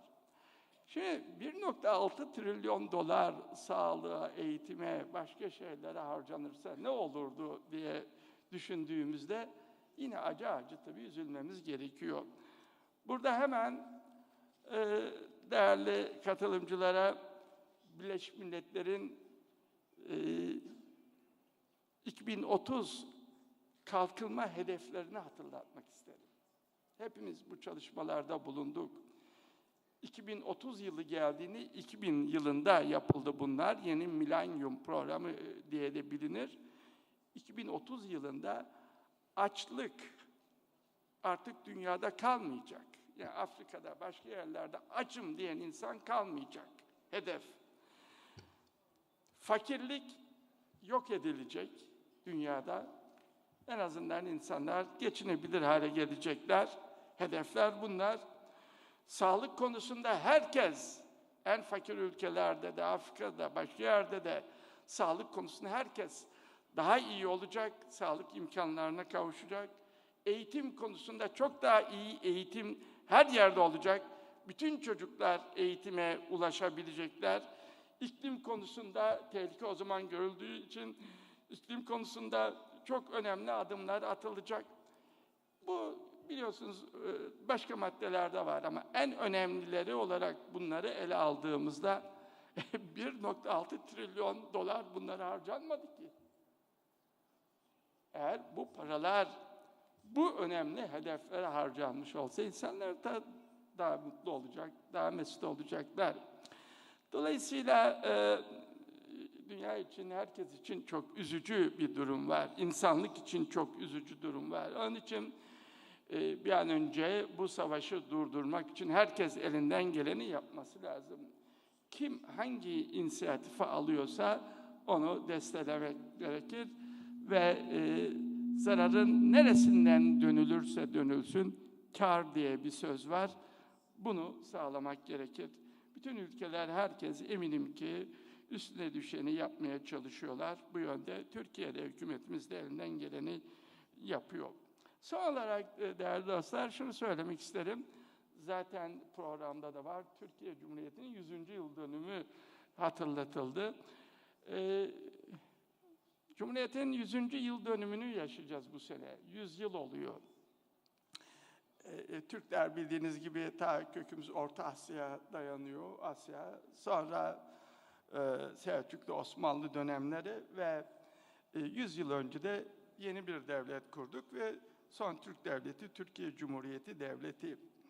Bu devletin yani kurucusu ilk Cumhurbaşkanımız Kemal Atatürk o zaman yurtta sulh, cihanda sulh. Yani hem ülke içinde barış hem dünyada barışı sağlarsak bu hedef olarak bunu hep ortaya koydu ve Türkiye Cumhuriyeti Devleti'nin hep dış politikası da iç politikası da hep bu minval üzere oldu. Bu anlamda geldiğimiz 100 yıl neticesinde tabii ki önemli çok gelişmelerle karşı karşıya kaldık. Zaman zaman öyle oldu ki sıkıntılı dönemlerimiz oldu ama demokrasiyi, yani Türkiye hep demokrasi blokunda, demokrat ülke olmayı her zaman hedef etti. İnsan hakları standartlarını en yüksek yapmayı, bunu kendi halkını onurlandırmak olarak gördü Türk halkını. Ve serbest piyasa ekonomisi çerçevesinde sosyal adaleti, sosyal devlet olma vasfını ihmal etmeden anayasamızda var olan maddeler serbest piyasa ekonomisi çerçevesinde de kalkınmayı sağladı. Bu hedefler partiler üstü hedefler oldu Türkiye'de. Yani bugün de bütün siyasi partilerimizin hepsinin üstünde birleştiği noktalar bunlar. Bu doğrultuda zaman zaman ilerledik, daha süratli olduk, zaman zaman yavaşladık. Bazen geri attığımız dönemler oldu 100 yıl içerisinde baktığımızda ama hep bu hedefte gayet kararlı bir şekilde ilerliyoruz. Ve ilerlemeye de doğrusu bütün Türk halkının arzusu da hep bu çerçeve içerisinde işte Türkiye Avrupa Konseyi'nin kurucusu oldu. Hukukun, demokrasinin, insan haklarının yani temel standartlarının tespit edildiği, Birleşmiş Milletler'in bütün temel anlaşmalarını hep üstlendi. NATO'nun üyesi oldu. Çünkü demokrasi de orada bir gerekli bir şart, NATO üyesi olmak. Avrupa Birliği'nde tam üyelik müzakerelerine başladık. Avrupa Birliği'ne tam üye olunur olunmaz bu ayrı bir konu açıkçası. Bildiğiniz gibi bizim için çok zor, çetrefilli hem bizim için hem Avrupa Birliği için. Çünkü 85 milyonluk bir ülke, büyük bir ekonomi, bunun Avrupa'ya yansımaları, pozitif, negatif, bunlar çok tartışılan bir konular. Ama bizim için önemli olan Avrupa Birliği standartlarını adapte etmek ve o standartları kendi ülkesinde uygulayan bir ülke olmak. Sonunda üye de olunur olunmaz da ki işte Norveç, İngiltere bunlar üye olmayan ülkeler ama bu standartları uyguluyorlar. Dolayısıyla bu yönde Türkiye güçlü bir kararlılığı var. Partiler üstü bir anlayış çerçevesi içinde önümüzde daha da ilerleyeceğine inanıyoruz. İşte 100 yıl, bir asır geldi, geçti. Buna katkı veren herkes, sivil toplum, iş dünyası, siyasetçiler, devlet adamları, siyasi partiler, hepsinin tabii ki çok büyük katkısı oldu. Ben bu şekilde özetlemiş olayım. Çok son konuşmacı olarak uzatmayayım ama ev sahibi olarak doğrusu Hakan Bey de bunun altını çizdi. Bir kez daha hep değerli dostlarımızı, herkesi, hepsiyle ayrı ayrı hatıralarımız var bütün cumhurbaşkanlarıyla. Ya onlar bizim misafirimiz oldu ya biz onların misafiri olduk. Ülkelerimiz arasındaki işbirliği her zaman çok güçlü bir şekilde gelişti. Bu bakımdan hepinizi burada görmekten ve bizleri bir araya getiren Marmara Vakfı'na tekrar teşekkür ediyorum. Hep sevgiler, saygılar sunuyorum. Sizlere de.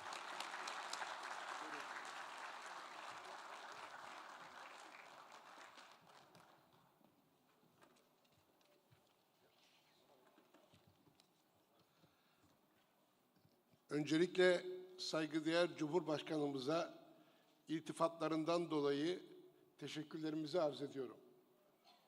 Sağ olsunlar, var olsunlar. Dün sabah 39 konuşmacımız vardı. Öğleden sonra da 16 konuşmacımız oldu. Bugün sabah 24 konuşmacımız vardı. Gene 16 konuşmacımız, toplam 79 şahsiyeti 44 ülkeden burada dinledik. Sözlerimin başında arz ettiğim üzere Ukrayna ve Rusya'yı da yan yana oturtamadıysak da yan yana olmasalar da ayrı ayrı oturumlarda konuşturduk, dinledik. Çin Halk Cumhuriyeti ile Dış İlişkiler Enstitüsü ile bir iyi niyet anlaşması imzaladık. Amerika Birleşik Devletleri'nde bulunan Birleşmiş Milletler, yaşadığımız deprem felaketi dolayısıyla orada bulunan Sevgi ve Barış Federasyonu FOFA'lı aramıza yolladılar. Burada Türkiye Cumhuriyeti'nin 100. kuruluş yıl dönümünü Sayın İlber Ortaylı hocamızı ve İlber Ortaylı hocamızla beraber ünlü akademisyen George Ivanov'u ve beraberinde Azerbaycan'da Atatürk Merkezi'nin başkanı Sayın Profesör Doktor Nizami Caferov'un anlatımlarıyla değerlendirdik, dinledik. Gene dün yaptığımız bir özel oturumda Marmara Grubu Vakfı'nın kuruluşunda pay ve emek sahibi olanlardan Haydar Aliyev'i andık. Haydar Aliyev'in 100. doğum günüydü. Avrasya Ekonomi Zirvelerinin kuruluşunda 1998 yılında 3 önemli devlet adamı bize destek verdi. Türkiye'nin 9. Cumhurbaşkanı Sayın Süleyman Demirel, Azerbaycan'ın ikinci Cumhurbaşkanı Sayın Haydar Aliyev ve Bulgaristan gene ikinci Cumhurbaşkanı Sayın Jeljujev. Onları da her zaman, her toplantımızda yad ettik. Yad etmeye de devam edeceğiz. Aramızda bu yıl Moğolistan ve Tunus da beraber bizimle oldu. Yüksek seviyede onlara da minnettarız. Bütün bu sözlerimi söyledikten sonra izin verirseniz misafir Cumhurbaşkanlarımıza 100. yılımızı anlatan birer küçük armağan sunmak istiyoruz. Bunların yanı sıra gene güzel ülkemizin olağanüstü ürünü zeytinyağımızdan da küçük bir örnek kendilerine yaptırdığımız özel şişelerde sunmak istiyoruz.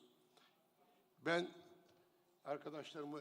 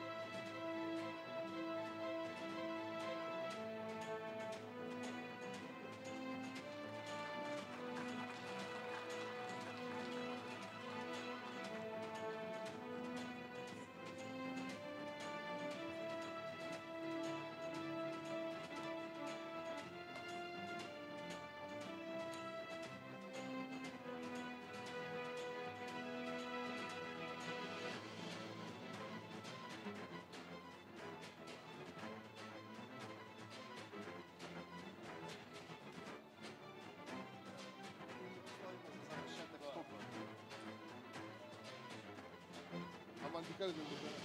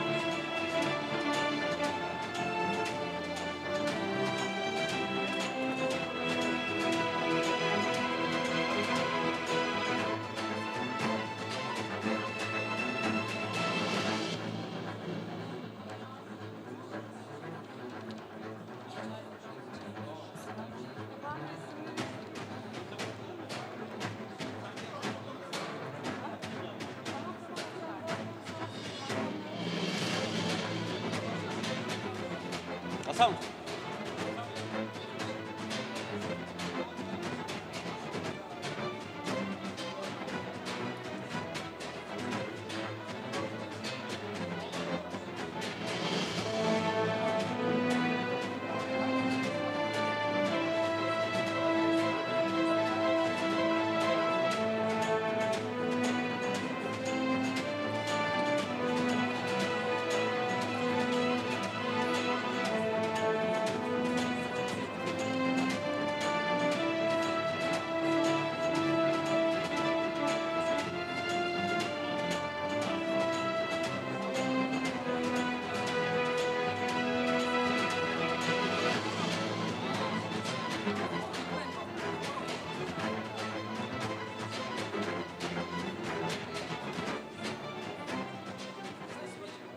Arkana dikkat et abi. Resim mi? Nerede o? Bekle gelsin. Bekle bekle.